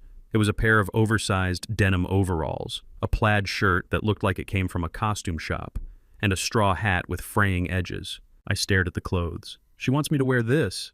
She thought it would look rustic, Damon mumbled. Like you are the old faithful groundskeeper who has been tending the family gardens for decades. You know, to show that we have staff who stay for life. It proves stability. I looked at my son. I looked at the man who has my last name. You want me to dress up like a caricature and pretend to be your servant? It is just for an hour, Dad. Please. If she closes this deal, we are set. We can pay you back for everything. I took the clothes. The denim felt stiff and cheap. I will do it, I said. Damon let out a breath he had been holding. Thanks, Dad. Seriously. Just don't say much. Just rake the sand. Smile, nod, keep it simple. I changed into the outfit. I put on the ridiculous straw hat. I looked in the mirror. I looked like something out of a bad movie from the 1930s. I looked like a prop. But props have a unique advantage. Nobody pays attention to them. Nobody whispers when the furniture is in the room. We walked to the royal villa. As we approached, I heard the bass of electronic dance music thumping from the portable speakers. There were 3 men lounging by the infinity pool. They were young, maybe late 20s. They wore swim trunks that cost $400 and mirrored sunglasses. They were vaping, blowing thick clouds of strawberry-scented smoke into the pristine ocean air. Jessica was holding court. She was wearing a sheer caftan, holding a glass of champagne, laughing too loudly at something one of the men said. "Oh, here he is," she announced as I walked onto the terrace. "Gentlemen, this is Caleb. He has been taking care of this estate since before my husband was born. Part of the family, really." The 3 men looked at me. They didn't see Caleb Turner, former union vice president. They didn't see a man who could buy and sell their entire bloodline. They saw a gardener in a straw hat. "Hey there, old-timer," one of them said. He had bleached blonde hair and a gold chain that looked heavy. "Keep up the good work. Place looks dope." I nodded. I picked up a rake that was leaning against the wall. I started to slowly drag it across the white sand of the Zen garden near the pool. Scritch. Scratch. Scritch. Jessica turned back to the men. "So as I was saying, the Turner family believes in long-term holds. Just like this property. My husband's grandfather built this villa in 1970. We come here every year to recenter, to disconnect from the noise of the market." 1970. In 1970, I was working double shifts at the dockyard trying to save enough money to buy a used Ford. "Wow, that is legit," the blonde man said. "Real estate is the only real hedge you know, but our coin, Apex Alpha, it is basically digital real estate. We are building a ecosystem." "Exactly," Jessica chimed in. "That is why I want to put the family trust fund into it. We are looking to diversify. We have about $2 million in liquid capital just sitting in low-yield bonds. It is so boring." I stopped raking. $2 million. She was offering them $2 million. Money she did not have. Money she thought she could get by selling my house and dumping me in a nursing home. "I see," the second man said. He was typing furiously on his phone. "Well, the buy-in for the founders tier is $500K, but for you, since you have this establishment, we could probably let you in for $250, but you have to move fast. The pre-sale ends tonight." Jessica looked at Damon. Damon was standing by the bar mixing drinks. He looked pale. He knew the accounts were empty. He knew the credit card had been declined yesterday. But he also knew that if he told the truth, the fantasy would crumble. "We can wire the deposit tomorrow morning," Jessica said confidently, "once the banks open in New York." I went back to raking. Scritch. Scratch. I moved closer to the group, pretending to pick up fallen leaves. "Hey, Pops," the third man called out to me. He held up his empty beer bottle. Can you grab me another brewski? And maybe some limes? I stopped. I looked at him. Jessica froze. She stared at me, her eyes wide with warning. Don't you dare, her eyes said. Don't you dare break character. I put down the rake. I shuffled over to the man. I took the empty bottle from his hand. Yes, sir, I said, making my voice sound shaky and subservient. Right away, sir. I walked to the cooler. I grabbed a beer. I grabbed a lime. As I walked back, I listened to them. You know, the blonde man was saying, dropping his voice, we just need to pump the liquidity pool until Friday. Then we dump the retail tokens and ride the crash. It is classic. They were scammers. Of course they were. Jessica was trying to scam scammers. It was a circle of vipers eating each other's tails. I handed the beer to the man. Thanks, boss, he said, not looking at me. I walked back to my rake. Jessica looked relieved. She thought I had been tamed. She thought she had won. So, about that transfer, the blonde man pressed. If you can't do it tonight, we might lose the spot. Don't you have a cold wallet or a crypto account ready? Jessica laughed nervously. Well, we are old school. We like wire transfers. But trust me, the money is there. You are sitting on the collateral. She waved her hand at the villa, at the ocean, at my property. I looked at Damon. He was staring into his drink.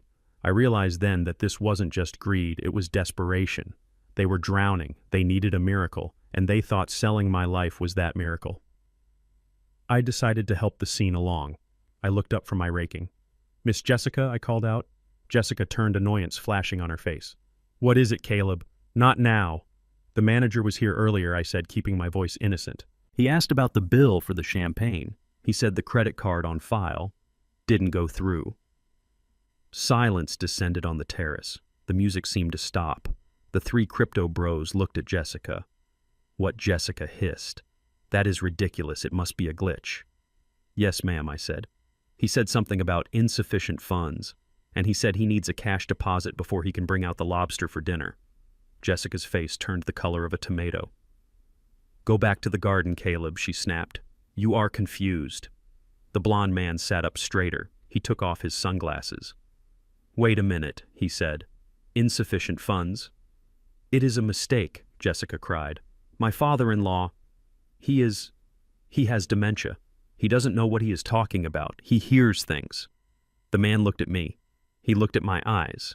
I didn't look confused.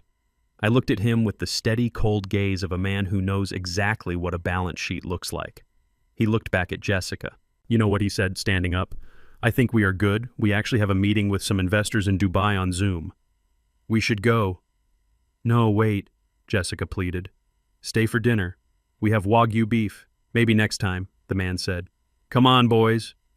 They gathered their phones and vapes. They walked out of the villa without looking back. Jessica stood there watching her $2 million fantasy walk out the door. She turned to me. Her hands were shaking. Her eyes were filled with pure hatred. You ruined it, she whispered. You stupid, senile old man. You ruined everything. I picked up my rake. I am just the gardener, ma'am, I said softly. I just rake the dirt. I don't make it. I turned and walked away, leaving them alone in the silence of the luxury they couldn't afford. As I walked back to my shack, I took off the straw hat and threw it into the bushes. The charade was over, but the reality check was just beginning. I pulled out my notebook. Day 3. Item 1, failed business deal. Cost the truth. Tomorrow the storm was coming, and I needed to make sure my umbrella was ready. The silver tray was heavy. It was solid sterling silver engraved with the resort's logo and loaded with 4 crystal glasses of iced sparkling water with lime twists. My arms were trembling. Not because I was weak. I have lifted engine blocks out of pickup trucks. I have carried picket signs for 12 hours in the freezing rain. My arms were trembling because of the rage that was vibrating in my marrow. It was 3 in the afternoon. The sun was at its peak, a white-hot hammer beating down on the pool deck. Jessica had decided to host a small gathering. The crypto investors had fled, but she had managed to corner a new group of victims. 2 older couples from Connecticut, old money people who spoke in hushed tones about their summer homes in the Hamptons. Jessica was desperate to impress them. She wanted to prove she belonged to their tribe, and I was the prop, again. She had told them I was the family retainer. Old Caleb, she called me. He has been with us forever. He insists on serving. It gives him purpose. The guests looked at me with that benign, condescending smile people reserve for well-trained pets. They didn't see a 72-year-old man being abused. They saw a charming relic of a bygone era. A loyal servant. I moved through the crowd. The heat was suffocating in the denim overalls. Sweat trickled down my back. My knees were screaming with every step on the slippery tile. Caleb Jessica's voice cut through the air. She snapped her fingers. "We need water over here. Mrs. Sterling is thirsty." I turned. Mrs. Sterling was a woman in her 60s wearing a silk caftan that probably cost more than the down payment on a house. She was sitting on a lounge chair looking bored. I approached them. My grip on the tray tightened. "Careful now, old-timer," one of the husbands said, chuckling as he watched my hands shake. "Don't spill the good stuff." I reached the table. I leaned forward to place the glass on the coaster. And then it happened. Maybe it was the heat. Maybe it was the exhaustion. Or maybe it was the fact that Mrs. Sterling's poodle, a nervous little creature, decided to bark at my ankles at that exact moment. My foot slipped on a wet patch of tile. I lurched forward. I tried to correct my balance, but the laws of physics are unforgiving. The tray tilted. One of the heavy crystal glasses slid off the edge. It didn't break. It did something worse. It landed squarely in Mrs. Sterling's lap. Ice water, lime, and condensation exploded onto the sheer pink silk of her dress. Mrs. Sterling screamed. It was a high, piercing shriek that stopped every conversation within 100 yards. She jumped up, batting at her dress as if it were on fire. "Oh my God, it is ruined. This is Italian silk." "You clumsy idiot." The silence that followed was instant and absolute. The music seemed to die. The wind seemed to stop. Every eye on the pool deck turned to us. I stood there holding the empty tray. I looked at the wet stains spreading on the woman's dress. "I am sorry, ma'am," I began to say. I slipped, but I never finished the sentence. Jessica was there in a flash. She moved faster than I had ever seen her move. Her face was twisted into a mask of pure panic and fury. She wasn't worried about me. She wasn't worried about the accident. She was worried that her facade was cracking. She was worried that these rich people would see through her act. She didn't yell. She didn't scold. She raised her hand and she slapped me. Smack. It wasn't a hard slap. It didn't draw blood. It wasn't the kind of punch that knocks a man down. It was a quick stinging slap across my cheek. A slap of correction. A slap you give to a misbehaving child or a disobedient dog. The sound echoed across the pool. I stood frozen. My cheek stung, but the pain wasn't on my skin. The pain was deep in my chest, ripping through the scar tissue of my heart. My daughter-in-law had struck me, in public, in front of strangers. "You useless old fool," Jessica hissed, her voice trembling. "Look what you did. Get out of here. Go get a towel. Do something useful for once in your miserable life." She turned to Mrs. Sterling, her voice instantly changing to a desperate apology. "Oh, darling, I am so sorry. He is losing his motor skills. We should have retired him years ago. I will pay for the dry cleaning. I will buy you a new dress. Please forgive us." I didn't move. I didn't go get a towel. I slowly turned my head. I wasn't looking at Jessica. She was dead to me. She was a ghost. I was looking for Damon. My son was standing by the cabana bar holding a beer. He had seen everything. He had seen his wife strike his father. He had heard the insult. He was 30 feet away. I locked eyes with him. For 40 years I had been his shield. When he was bullied in 3rd grade, I was there. When he crashed his car in high school, I was there. When he needed money for college, for his wedding, for his failed businesses, I was there. I had stood between him and the world. Now I needed him to stand between me and humiliation. I didn't speak. I didn't have to. My eyes asked the question loud and clear. "Are you going to let her do this?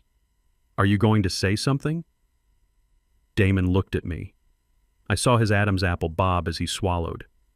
I saw the conflict in his eyes. I saw the shame. But then he looked at Jessica. He looked at the angry guests. He looked at the luxury that surrounded him. And he looked down. He turned his back to me. He took a sip of his beer and pretended to examine the label on the bottle. He chose silence. In that moment, something inside me broke. But it wasn't a break that made me weak. It was the kind of break that happens when a shackle is snapped, the heavy weight of fatherhood, the burden of unconditional love, the obligation to protect him. It all fell away. It hit the ground like the spilled ice. I looked at the back of his head. I nodded once. a small, almost imperceptible motion. "Okay," I whispered. I placed the silver tray on the nearest table. I placed it gently. I didn't throw it. I didn't make a scene. I reached up and took off the ridiculous straw hat. I placed it on top of the tray. I straightened my back. I am 6 feet 2 inches tall. For 3 days I had been stooping. I had been making myself small. I stood up to my full height. I wiped the sweat from my forehead. I looked at Jessica, who was still dabbing at Mrs. Sterling's dress. "I will get the towels," I said. My voice was different. It wasn't the voice of the servant. It was the deep baritone voice of the man who used to command 1,000 men on the shipping docks. Jessica didn't notice the change. She waved her hand at me. "Just go, Caleb. Get out of my sight." I walked away. I walked past the pool. I walked past the bar where my son was hiding in his bottle. I walked past the security guards who looked at me with pity. I walked all the way back to the Eco Lodge. I went inside the shack. I stripped off the denim overalls. I took off the plaid shirt. I threw them into the corner of the room. I went to the tiny bathroom and washed my face. I washed the spot where she had slapped me. I scrubbed it until the skin was raw. Then I put on my own clothes, my clean khaki pants, my button-down shirt, my leather loafers. I packed my duffel bag. I wasn't leaving the island. Oh no. I was just leaving the roll. I sat down on the cot and pulled out my notebook. I opened it to a fresh page. I wrote one sentence. "The father is dead." Then I picked up my phone. It was time to make the call, not to the bank, not to the airline. I dialed the number for Samuel Goldstein, my attorney in New York. Samuel is a shark. He is the kind of lawyer who eats other lawyers for breakfast. The phone rang twice. Caleb Samuel's voice came through, sounding surprised. "Is everything okay?" "You are supposed to be on vacation." I looked at the spider web in the corner. "Samuel," I said, "I want you to execute the Omega Protocol." There was a pause on the line, a long pause. Samuel knew what that meant. We had drafted it 5 years ago as a doomsday scenario. It was the nuclear option. "Are you sure?" Caleb Samuel asked, his voice serious. "Once we start this, there is no going back. It freezes everything, the trust fund, the inheritance, the access to the properties. It leaves them with nothing but the clothes on their backs." I touched my cheek. It still burned. "I am sure," I said. "And, Samuel," "Yes, Caleb." "Transfer the ownership of the Emerald Bay Resort from the shell company to my personal name, effective immediately. Update the registry." "You want them to know?" "I want everyone to know," I said. "I want the staff to know. I want the guests to know. And I want to be sitting in the owner's chair when they find out." "Consider it done," Samuel said. I hung up the phone. I stood up and walked to the door of the shack.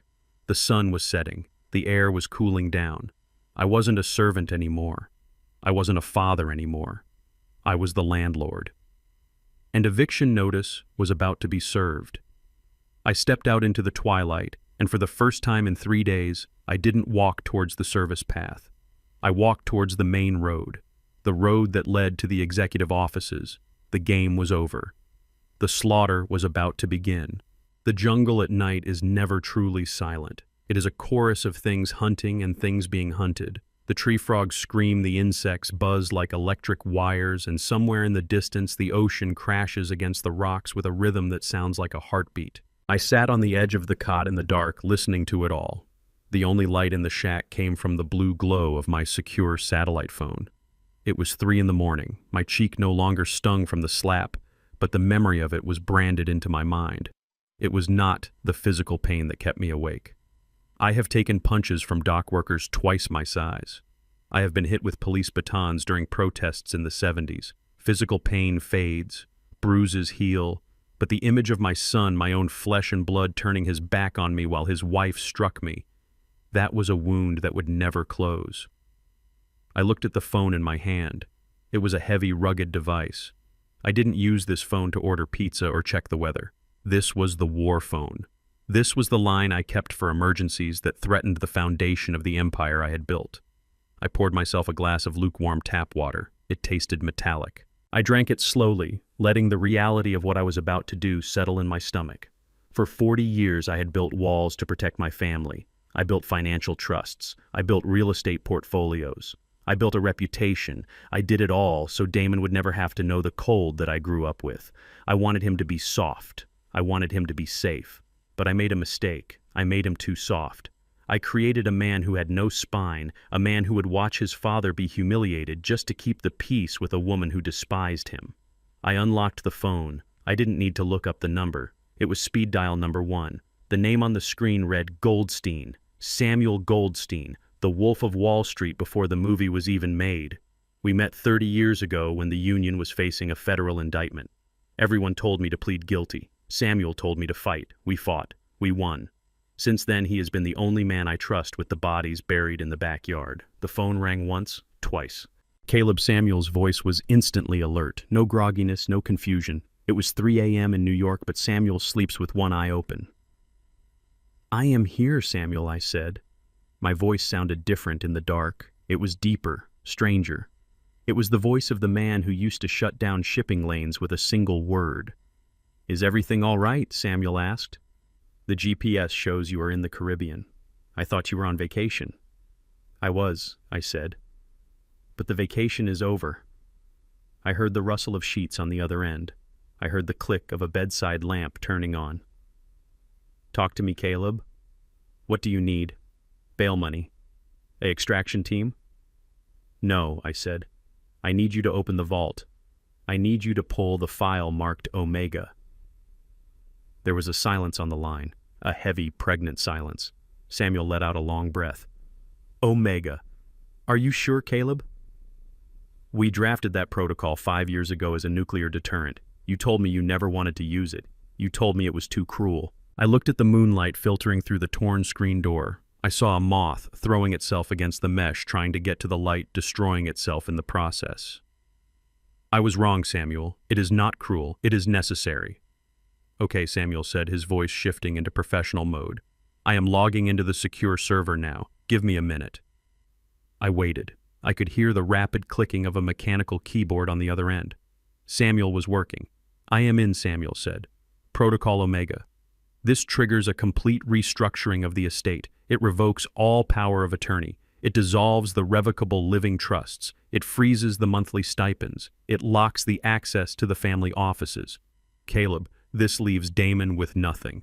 No access to the accounts, no access to the properties. Not even the car lease." "I know," I said. "And the inheritance?" Samuel asked softly. "The clause about the grandchildren." "Cut it," I said. "I don't have grandchildren. I have a dog named Mr. Guapo who wears sunglasses. Cut it all. Redirect the funds to the United Negro College Fund and the Union Pension Relief. Leave Damon the statutory minimum required by state law so he can't sue for omission." "That is $1. $1, Samuel repeated. "Understood. And the house, the one they are living in. Initiate the eviction process," I said. "But not yet. Let them come home to change locks. I want the deed transferred to the charitable trust by tomorrow morning." "Done." "But Samuel, that is not all." I stood up and walked to the window. The wind was picking up outside. The palm trees were starting to sway. A storm was coming. It was fitting. "What else?" Samuel asked. "The Emerald Bay Resort," I said. "The shell company Atlas Holdings. I want it dissolved." "Dissolved?" "But Caleb, that protects your liability." "I don't care about liability anymore. I want the title transferred. By the time the sun comes up over this island, I want the legal owner of this resort to be Caleb Turner. Not a corporation, not a holding firm. Me. Personally. I want my name on the deed. I want my name on the operating license. I want every employee from the bellboy to the general manager to receive a notification that the ownership structure has changed." Samuel whistled low. "That is a bold move, Caleb. You are blowing your cover. They will know you have millions. They will know you played them. That is the point," I said. "I want them to know who they slapped. I want them to know that the hand that fed them is the same hand that can crush them." "Okay," Samuel said. "I can have the electronic filing done in an hour. The registry in the Caymans opens at 9, but I can force the update through the digital portal now. It will be official by breakfast." "One more thing, Samuel. Yes, check their flight status. Damon and Jessica Turner. They are booked on the return flight to New York this Sunday. Flight 402. First class. I heard typing. Yes, I see it here. Paid for by the funds they stole from you." "Cancel them," I said. Samuel paused. "Cancel the tickets." "Cancel them. Revoke the purchase. And put them on the internal no-fly list for the corporate account." "Caleb." Samuel said, his voice cautious. If you cancel their tickets, they are stranded. It is peak season. The commercial flights are fully booked for weeks because of the hurricane warning. They won't be able to get off the island. I know, I said. They have no money, Caleb. You just cut their credit cards. You just froze their bank accounts. If they are stuck there, how will they eat? Where will they sleep? I looked around my shack. I looked at the lumpy mattress. I looked at the rust stains in the sink. They can figure it out, I said. Just like I did. Maybe there is an opening for a dishwasher in the kitchen. Or maybe they can sleep in the eco-lodge. I heard it is very rustic, very grounding. Samuel chuckled. It was a dry, dark sound. You are a cold man, Caleb Turner. I learned from the best, Samuel. Do it. Consider it done. Anything else? Yes. Send a courier to the resort tomorrow evening. I want a package delivered to the Royal Penthouse. What is in the package? The final bill, I said. I hung up the phone. I stood there in the silence. The deed was done. The button had been pressed. Somewhere in New York, servers were humming. Digital codes were being rewritten. Money was moving through the invisible veins of the banking system, flowing away from my son and back to me. I felt a heaviness in my chest, a deep, aching sorrow. No father wants to do this. No father wants to declare war on his own child. But I remembered the look in Damon's eyes by the pool, the cowardice, the weakness. He needed to be broken. He needed to be stripped down to the studs like a rotten house so that maybe, just maybe, he could be rebuilt into something solid. I lay back down on the cot. I pulled the thin sheet up to my chin. Outside, the wind howled. The storm was getting closer. Sleep well, Jessica, I whispered to the dark. Sleep well, Damon. Enjoy your Egyptian cotton sheets. Enjoy your air conditioning, because when you wake up, the world you know will be gone, and you will be standing in the wreckage wondering where the roof went. I closed my eyes. For the first time in 3 nights, I fell into a deep, dreamless sleep. I slept the sleep of a man who has finally put down a heavy load. The wolf had been fed. The trap was set. Now all I had to do was wait for the snap. The sky turned the color of a fresh bruise around noon. It was a deep, angry purple that seemed to press down on the island like a heavy hand. The ocean, which had been a polite turquoise neighbor for 3 days, was now a roaring gray beast. I sat on the porch of my shack, watching the palm trees bend in the rising wind. They looked like they were bowing in submission to a power they could not fight. I was not bowing. I was waiting. The resort staff was moving with the kind of organized panic I recognized from my days on the docks before a nor'easter. They were stripping the cushions off the lounge chairs. They were boarding up the glass windows of the main pavilion. They were hauling the expensive catamarans out of the water and tying them down with heavy chains. The illusion of paradise was dissolving. Without the sun, without the perfectly arranged furniture, without the cocktails with little umbrellas, this place was just a rock in the middle of a violent sea. And nature was about to remind everyone who was really in charge. I took a sip of water from my plastic bottle. The humidity had dropped, replaced by a strange electric coolness. My phone buzzed with a weather alert. Hurricane warning, Category 3. Landfall expected in 6 hours. I knew what was coming. I had checked the weather patterns before I even initiated the Omega Protocol. I knew the storm was tracking north. I knew it would clip the island. I didn't cause the storm, of course. I am a powerful man, but I am not God. However, I am a man who knows how to use the wind when it blows in his favor. I heard the sound of a golf cart engine whining, pushed to its absolute limit. It was struggling up the dirt path to the eco-lodge. I didn't need to look to know who it was. Jessica jumped out of the cart before it even came to a full stop. She was not the polished influencer I had seen yesterday. Her hair was a tangled mess, whipped by the wind. Her expensive caftan was soaked with sea spray. She wasn't wearing makeup. For the first time, I saw the fear etched into the lines around her eyes. Damon was right behind her. He looked sick. His face was a pale shade of green. "Dad," Jessica screamed. Her voice was shrill, cutting through the sound of the wind. "Dad, get your bag. We are leaving." I stayed seated. I leaned back against the peeling wood of the shack wall. "Leaving?" I asked calmly. "I thought we had 4 more days. I was just starting to enjoy the rustic lifestyle." "Don't be smart with me," she yelled, stomping onto the porch. "The airport is closing. They just announced it. All commercial flights are canceled. Delta, American, JetBlue. They are all pulling their birds out before the storm hits. I nodded slowly. That sounds prudent. Safety first. You don't understand, she shrieked, grabbing the railing of the porch. We are stuck. The resort manager said the storm surge could hit 20 feet. This whole island is going to be underwater. We have to get out now. Well, I said, looking at the sturdy concrete foundation of the Eco Lodge. This old shack has stood here since 1980. I think I will be fine. You two go ahead. I will ride it out. We can't go ahead, Damon shouted. He stepped forward, his hands shaking. Dad, the only way off the island is a private medical evacuation helicopter. There is one chopper left. It is refueling right now. That sounds lucky, I said. You should take it. We can't. Jessica cut in. They want $25,000 cash or certified wire transfer. Up front, before they spin the rotors. I looked at them. I looked at the desperation radiating off them like heat waves. 25,000, I repeated. That is a lot of money. We don't have it, Damon whispered. The credit cards are dead. All of them. Jessica tried 3 different cards. I tried mine. They are all declining. The bank must have frozen them because of the location. We can't get through to customer service because the cell towers are overloaded. He looked at me with pleading eyes. The eyes of a boy who had broken a window and needed Daddy to fix it. Dad, you have to help us.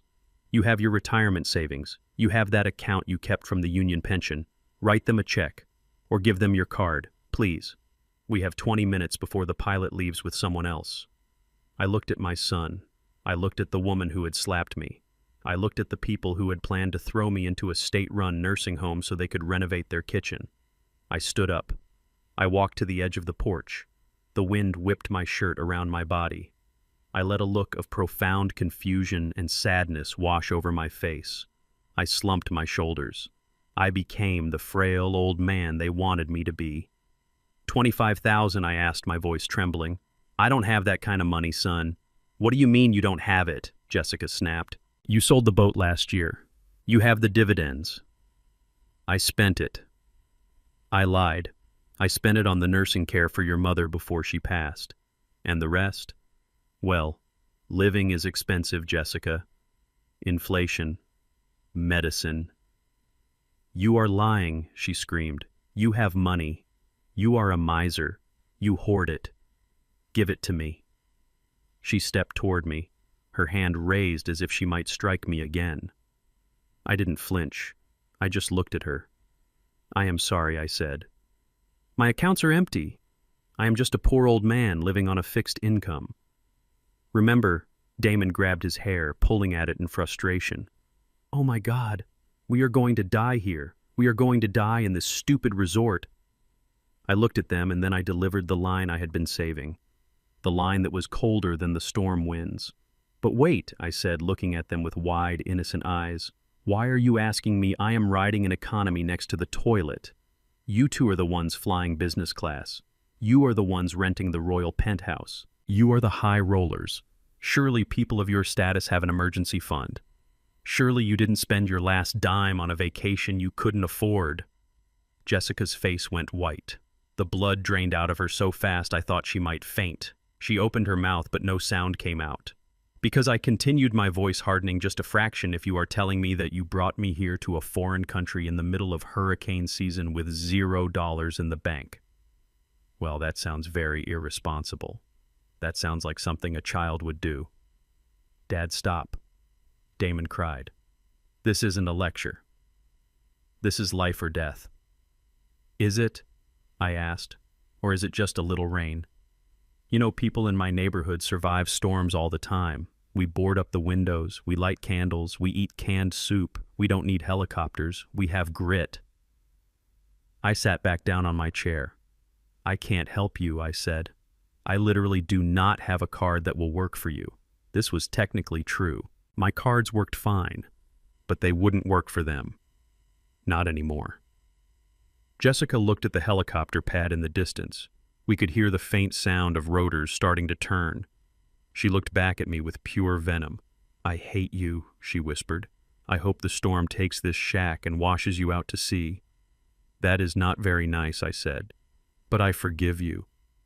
Stress makes people say crazy things. Run along now, I added, waving my hand. You better go find a safe place to hide. The glass in that penthouse isn't rated for a Category 3. I would suggest the basement of the laundry building. It is concrete. It smells like bleach, but it is safe. Jessica let out a primal scream of frustration. She grabbed Damon's hand and dragged him back to the golf cart. Come on. We have to find someone else. Maybe the crypto guys. Maybe they will let us share a seat.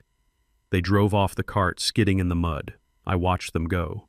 They were running around looking for a savior, not realizing that they had just insulted the only man on the island who owned a fleet of rescue vehicles back on the mainland. I picked up my phone. I dialed the number for the pilot of the private medevac helicopter, the one Jessica was trying to hire. "Pilot, this is Turner," I said. "Mr. Turner, go ahead." The pilot's voice crackled in my ear. "We are spooled up. Are you coming aboard?" "No," I said. "I am staying. I have some unfinished business with the property, but listen to me." "Yes, sir. You take off empty. Do not take any passengers. I don't care how much they offer you. I don't care if they offer you a kidney. You fly that bird back to Miami empty. Do you understand?" "But sir, there are people here waving cash." "I said empty," I roared. "Or you will never fly for my logistics company again." "Understood, sir." Lifting off now. I watched in the distance as the helicopter rose into the gray sky. It banked sharp left and headed north, disappearing into the clouds. I saw the golf cart stop on the runway. I saw two tiny figures get out and wave their arms at the retreating aircraft. I saw them collapse onto the tarmac as the rain began to fall in sheets. They were trapped. The cage was locked. The key was in my pocket, and the water was rising.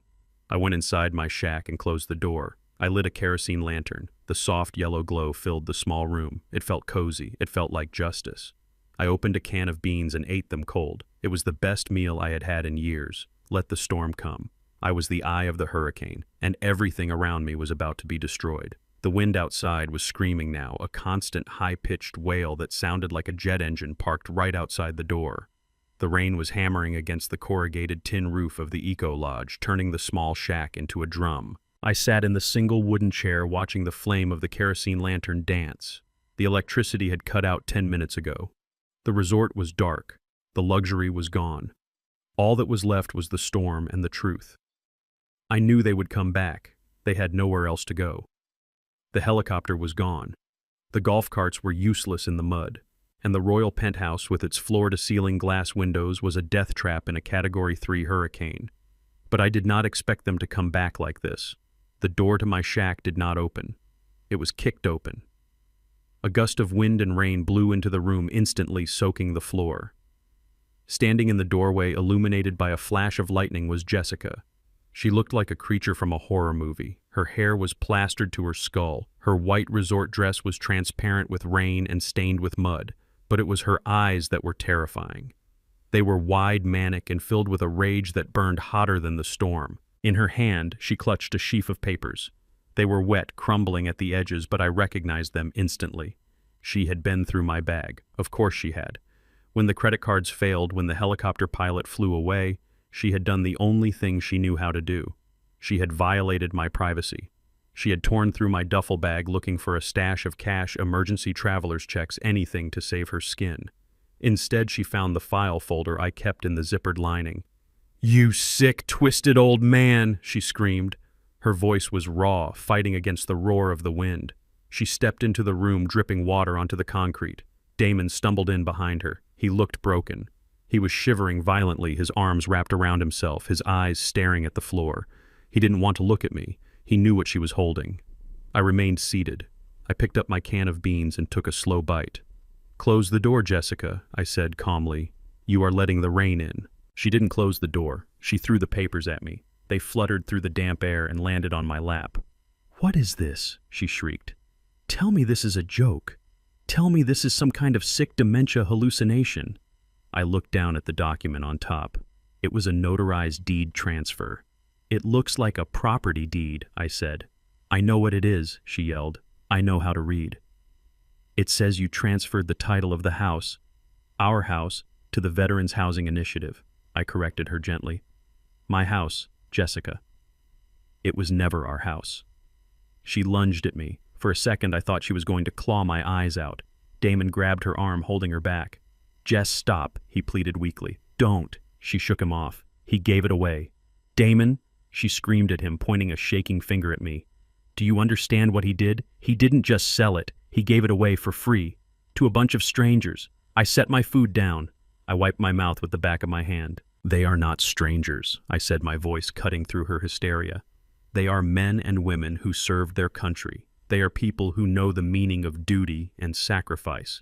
People who don't throw their fathers away like garbage when they become inconvenient. Jessica was hyperventilating. She was pacing the small room like a caged animal. That house is worth $2 million, she cried. That was our equity. That was our future. We had plans. We were going to develop the lot. I know, I said. I heard your plans. I heard you talking at the dinner table. You were going to tear down the home where my wife and I raised our son. You were going to build condos, and you were going to use the money to buy your way into a society that doesn't want you. I stood up. The chair scraped loudly against the floor.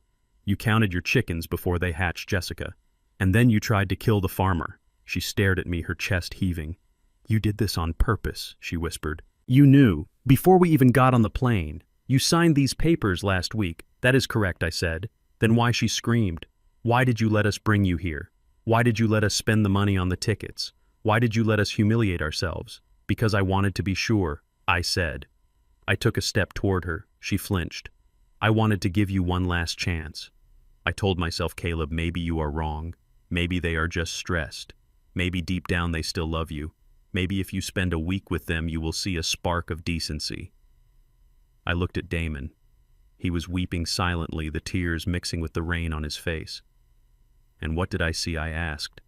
I saw you put me in the seat next to the toilet. I saw you feed me leftovers. I saw you dress me up like a servant. I saw you slap me. I picked up the wet deed from the floor. So, yes, I signed this house away. I donated it. It is a tax write-off for me, but for the veterans, it is a home. It will be a transition center for wounded soldiers, men who have lost their legs, their eyes, their minds, fighting for something real. I looked at Jessica. Better them than you. They will appreciate the roof over their heads. You never did. You only looked at the walls and saw dollar signs. You are insane, Jessica spat. You are a vindictive, senile old psycho. I am going to sue you. I am going to get a lawyer, and I am going to prove you were mentally incompetent when you signed this. I laughed. It was a low rumble of a laugh. Good luck with that, I said. The lawyer who prepared this is Samuel Goldstein. He has video evidence of me signing it. He has a doctor's note from that same morning certifying my mental health. And he has the recording of you two plotting to put me in a state home. Jessica froze. Her mouth opened, but no words came out. The recording, Damon whispered. I tapped my pocket where the iPad was. Every word, son. The dinner. The plan to sell. The insults. It is all backed up on the cloud. If you try to sue me, I will release it to the public. I will release it to your followers, Jessica. Let's see how many brand deals you get when the world hears you calling your father-in-law a smelly old burden. Jessica collapsed. She didn't faint. She just gave up. Her legs gave out and she slid down the wall until she was sitting in the puddle on the floor. She buried her face in her hands and began to sob. It wasn't a cry of sorrow. It was the cry of a spoiled child who had finally been told no. Damon looked at me. His eyes were red.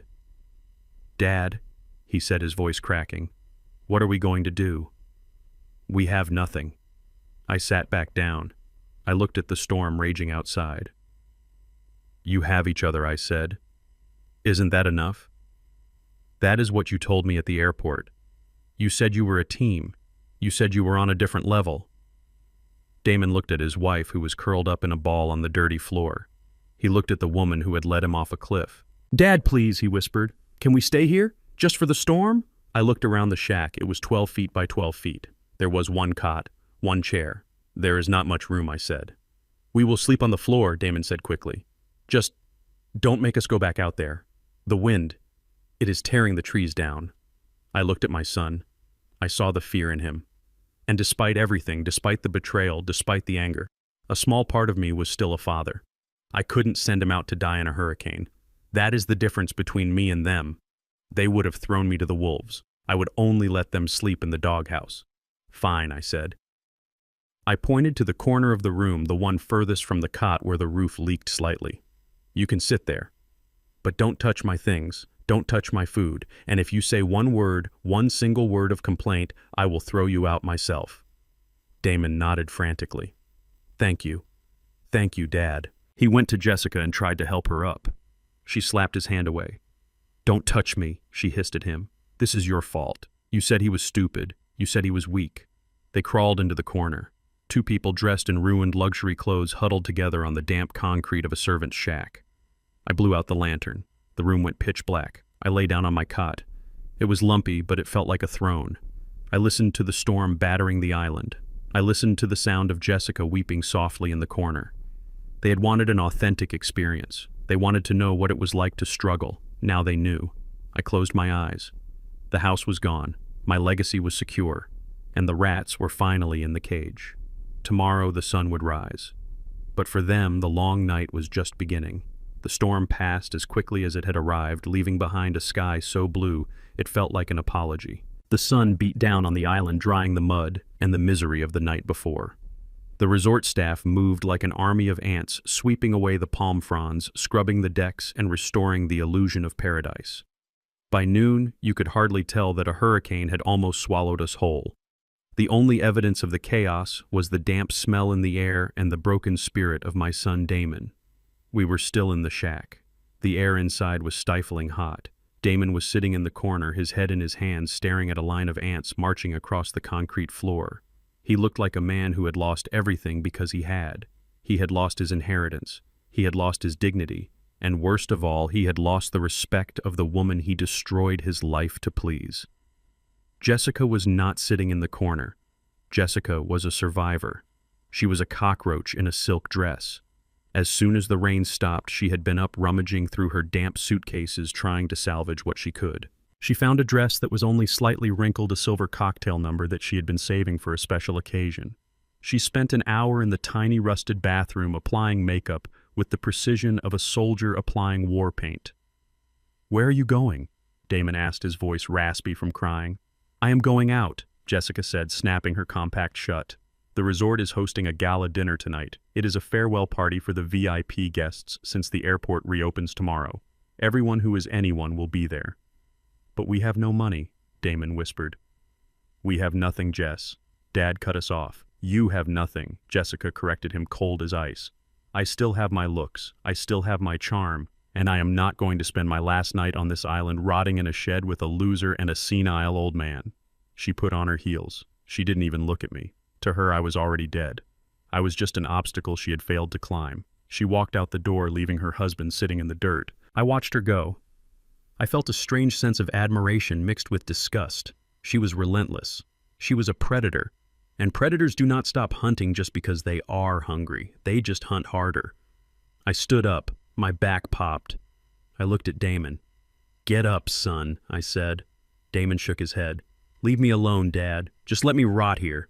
I walked over and kicked the sole of his shoe. Not hard, but enough to get his attention.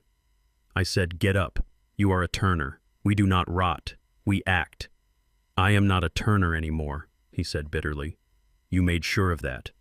I ignored him. I reached into my duffel bag. But I didn't pull out my old khakis or my worn-out polo shirts. I reached to the very bottom of the bag, to a garment bag that I had folded flat and vacuum-sealed. I pulled it out.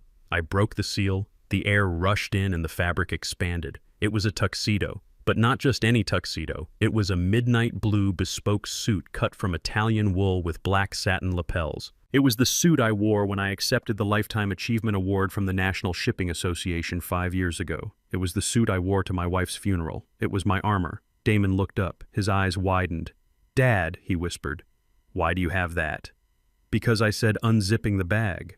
"A general never goes to war without his uniform." I stripped off my damp clothes. I put on the crisp white shirt. It was starched perfectly. I put on the onyx cufflinks. I tied the bow tie with hands that were steady and sure. I stepped into the trousers. I shrugged on the jacket. I turned to the small, cracked mirror on the wall. The man looking back at me was not the frail, confused grandfather from the airport. He was Caleb Turner. He was power. He was history.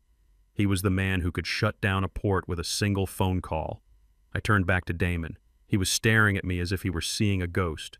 "Wash your face," I told him. "Put on your best shirt. You are coming with me." "Where are we going?" he asked, scrambling to his feet. "We are going to the party," I said. "Your wife is looking for a new sponsor.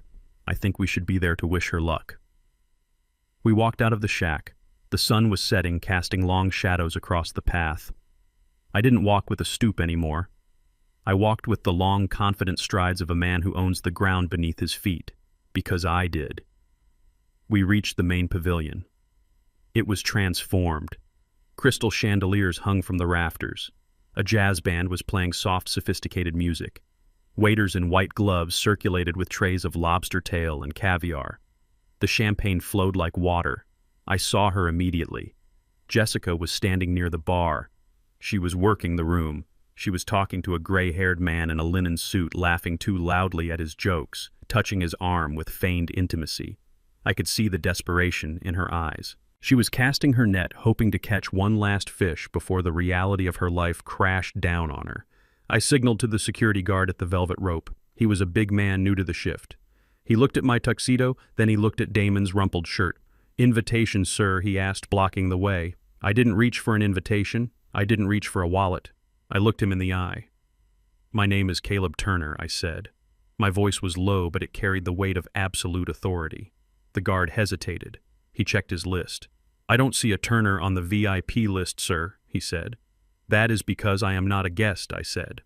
Before he could respond, a voice cut through the noise. "Mr. Turner." It was Julian, the general manager. He came running across the marble floor looking flushed and breathless. He had been waiting for this moment. He had received the legal filing from Samuel Goldstein 3 hours ago. He knew exactly who was standing at his gate.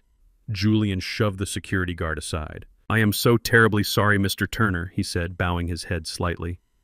"I didn't know you would be joining us this evening. Please forgive the staff. They haven't been briefed on the ownership change yet." "It is fine, Julian," I said, smoothing my cuffs. "I prefer a low profile." "Of course, sir," Julian said. He snapped his fingers at the guard. "Open the rope. This is the owner." The guard's jaw dropped. He unhooked the velvet rope so fast he almost tripped over it. "Right this way, Mr. Turner," Julian said, gesturing toward the center of the room.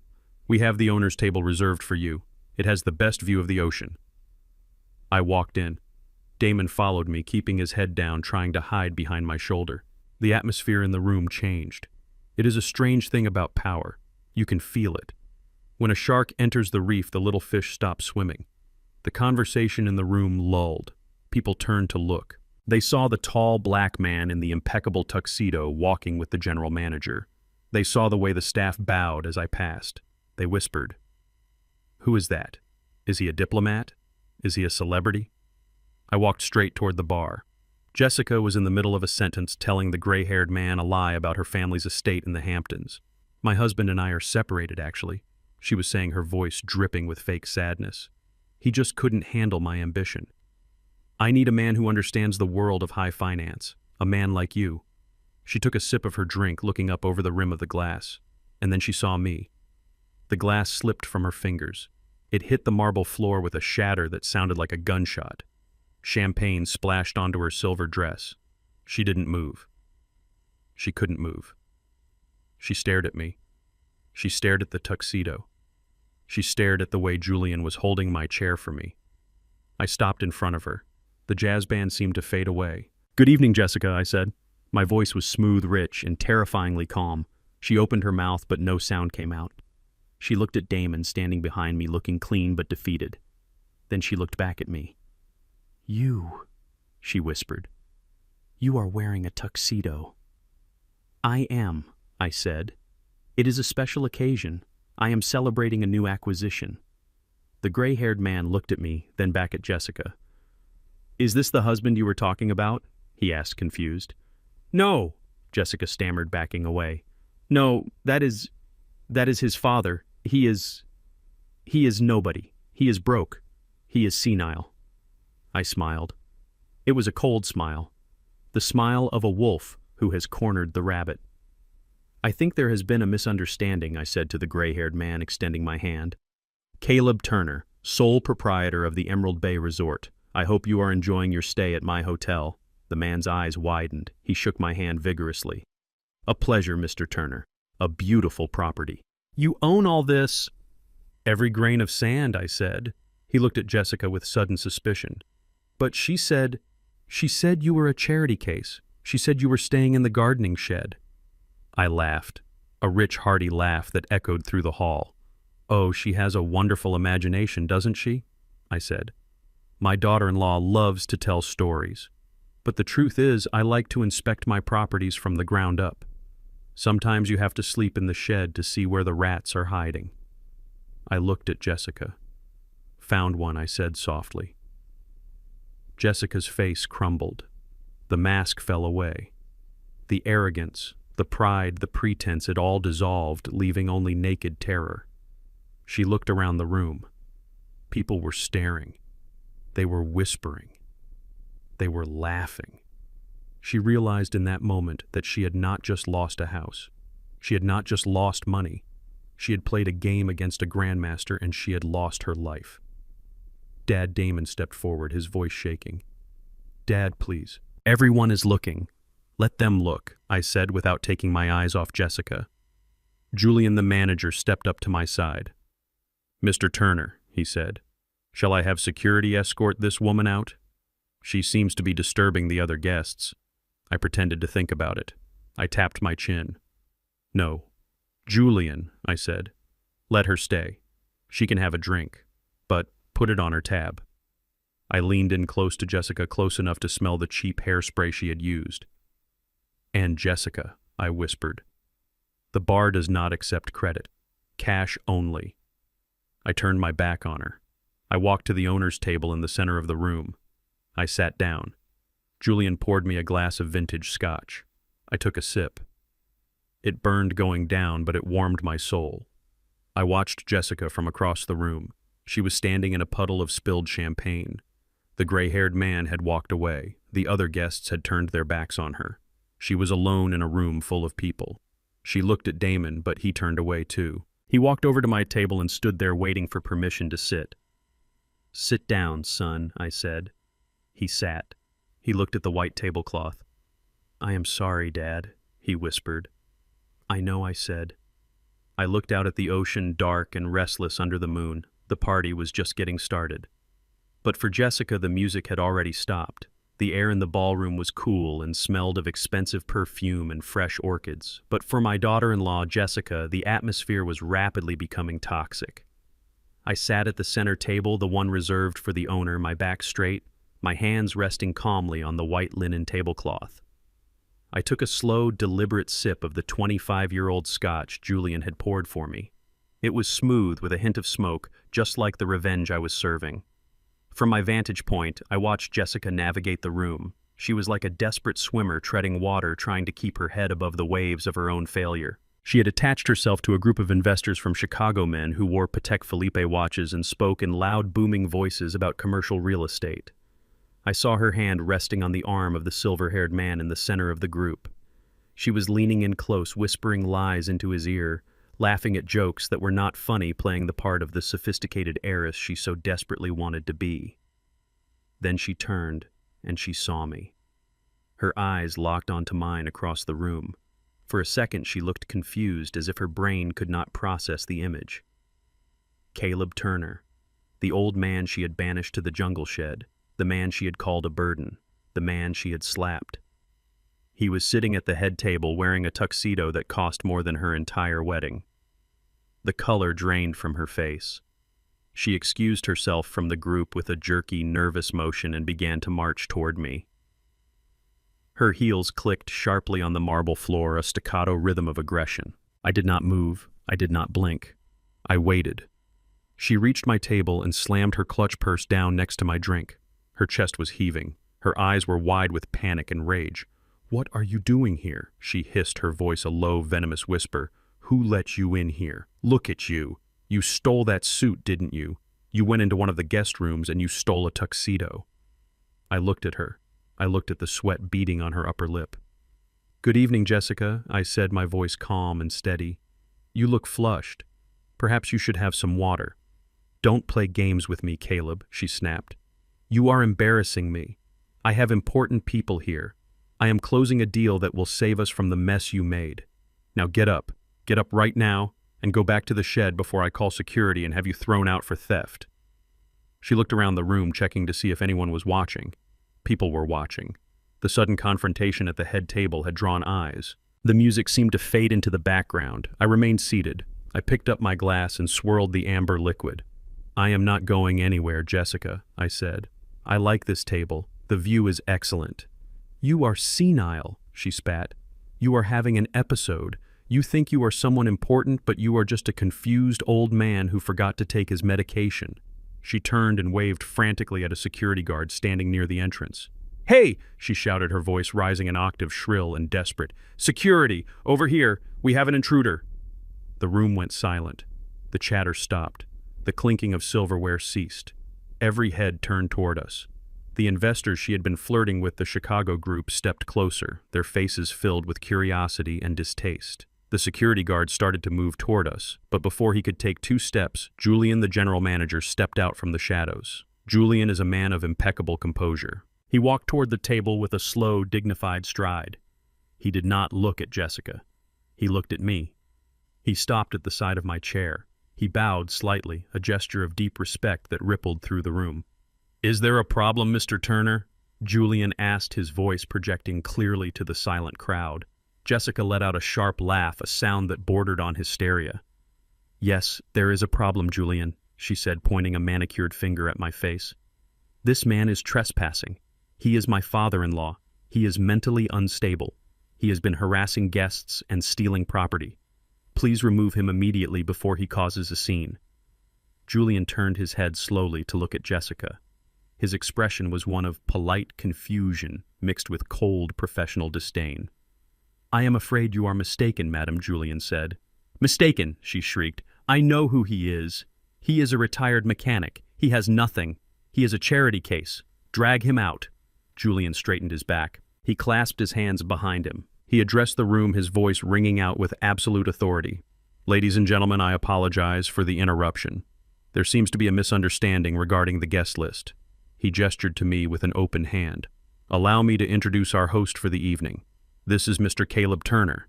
He is the chairman of the board. He is the sole owner of the Emerald Bay Resort and the private island upon which we are all standing."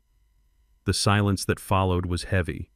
It was the kind of silence that happens when a bomb drops but hasn't exploded yet. Jessica froze. Her hand, which had been pointing at me, trembled, and then slowly dropped to her side. Her mouth opened, but no sound came out. She looked at Julian, waiting for the punchline. She looked at Damon, who was standing a few feet away, looking at his shoes. And then she looked at me. "Owner," she whispered. "That is impossible." I stood up. I rose slowly, unfolding my height until I towered over her. I buttoned my jacket. I looked out at the room, at the hundreds of faces staring back at me. "It is not impossible, Jessica," I said, my voice deep and resonant. "It is business." I looked at the Chicago investors. The silver-haired man took a step back. He looked at Jessica as if she were contagious. He realized instantly that he had been listening to a fraud. "You see," I continued, addressing the room, "my daughter-in-law here seems to have trouble distinguishing between value and price. She knows the price of everything, the price of a first-class ticket, the price of a designer bag. But she knows the value of nothing." I turned my gaze back to Jessica. She was shrinking. She looked small. The silver dress looked cheap. The makeup looked like a mask that was cracking. "You called me a charity case," I said softly. "You said I had nothing. But Jessica, who paid for your wedding, who paid for your car, who paid for the house you tried to sell out from under me, and who do you think paid for the champagne you just spilled on the floor?" Tears began to well up in her eyes. Not tears of remorse, tears of humiliation. "Dad," she stammered, her voice shaking. "Dad, please, let's go outside. Let's talk about this." "There is nothing to talk about," I said. "The conversation is over." I looked at the investors she had been courting. "Gentlemen," I said, "I apologize if this woman has been bothering you. She has a habit of making promises she cannot keep with money she does not have. I would advise you to check your wallets." The investors turned their backs on her. It was a synchronized movement of rejection. They turned away and walked back to the bar, leaving a wide, empty space around her. Jessica looked around. She looked for an ally. She looked for a friend. But in a room full of people, she was completely alone. The guests were whispering now, pointing at her, shaking their heads. She was the pariah. She was the joke. She turned to Damon. "Damon, do something!" she pleaded, grabbing his arm. Tell them who we are." Damon looked at me. He looked at the father he had betrayed. He looked at the tuxedo I wore, the armor of the man he should have tried to be. Then he looked at his wife. "I can't." "Jess," Damon said, his voice quiet but audible. "Why not?" she screamed, digging her nails into his sleeve. "Because he is right," Damon said, pulling his arm away. "We are nobody." Jessica gasped. She stumbled back as if he had hit her. I sat back down. I picked up my menu. "Julian," I said without looking up. "Yes, Mr. Turner. Please ensure that the lady pays for her drinks before she leaves." "And Julian." "Yes, sir. Make sure she knows that the service charge is not included." I snapped my napkin open and placed it on my lap. Jessica stood there for a moment longer, a statue of ruin in the middle of the gala. Then with a choked sob, she turned and ran. She ran across the marble floor, her heels slipping, her dignity gone, fleeing from the light she had so desperately craved. The door swung shut behind her. I looked at the empty space she left behind. I felt a hand on my shoulder. It was the silver-haired investor. "Mr. Turner," he said. "I had no idea." "I apologize for the intrusion. Can I buy you a drink?" I looked at him. I smiled. "No need," I said, lifting my glass. "I own the bar." The band started playing again. The conversation resumed. The world kept turning, but the balance had been restored. The queen was dead, and the king had returned to his throne. The jazz band was playing a slow, mournful tune that sounded like the soundtrack to a funeral. In a way it was. We were attending the funeral of my son's ego. Damon sat across from me at the owner's table, staring into a glass of water as if he hoped to find a trap door at the bottom of it. The gala was winding down. The other guests were drifting toward the exits, whispering and glancing back at us. They knew something had happened. They knew the woman in the silver dress had been destroyed, and they knew the man in the tuxedo was the one holding the hammer. I took a sip of my scotch. It was older than Damon and had significantly more character. "Where did she go?" Damon asked, his voice barely a whisper. "I don't know," I said, placing my glass down on the white linen. "And frankly, I don't care. She is an adult. She can find her own way back to the shack." Damon winced at the word shack. He looked around the opulent ballroom with its crystal chandeliers and velvet drapes. The contrast between where we sat and where we were going to sleep was tearing him apart. "Dad," he started, his eyes pleading. "About the bill." I held up a hand, a single commanding gesture that silenced him instantly. "Not here," I said. "We do not discuss finances on an empty stomach." "Julian." The general manager appeared at my elbow instantly. He had been hovering nearby, waiting for my signal. "Yes, Mr. Turner. I believe my guests are ready to settle their account," I said. "Please bring the folio." Damon let out a breath of relief. He thought I meant I was settling the account. He thought Daddy was going to pull out the black card and make the scary numbers go away. He thought this was the part where I lectured him but ultimately bailed him out because that is what I had done for 30 years. He was wrong. Julian snapped his fingers. Two waiters approached the table. They were not carrying a small leather folder. They were carrying a roll of paper that looked like an architectural blueprint. They stood on either side of Damon. With a synchronized motion practiced to perfection, they unrolled the document. It hit the table with a heavy thud, and then it kept going. It rolled off the edge of the table. It rolled onto the marble floor. It rolled past Damon's chair. It kept unrolling until it reached the velvet rope 6 feet away. It was a bill. A continuous dot matrix printout of every single transaction recorded under room 101 for the past 5 days. Damon stared at the paper ribbon. His eyes bulged. What is this?" he stammered. I leaned forward. I put on my reading glasses. I looked at the top of the document. "This, son, is the cost of living," I said. "You wanted the high life. You wanted the authentic billionaire experience. Well, the most authentic part of being rich is paying the bill." I ran my finger down the list. "Let's see here," I said, my voice calm and conversational.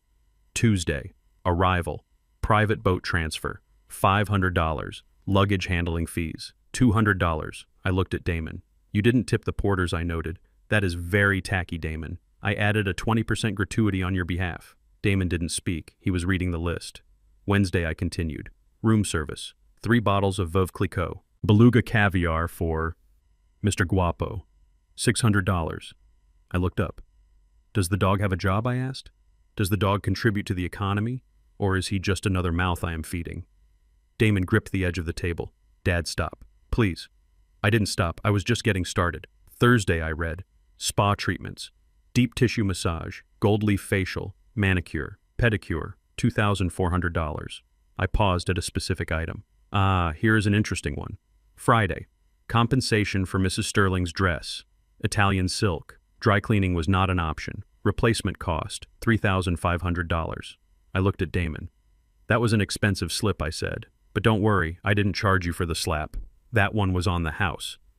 I kept scrolling down the list. It was a catalog of gluttony. It was a diary of excess. Lobster thermidor, truffle fries, private yoga sessions, cabana rentals. And then I reached the bottom, the grand total. I tapped the number with my index finger. $45,280.50, I read aloud. The number hung in the air. $45,000.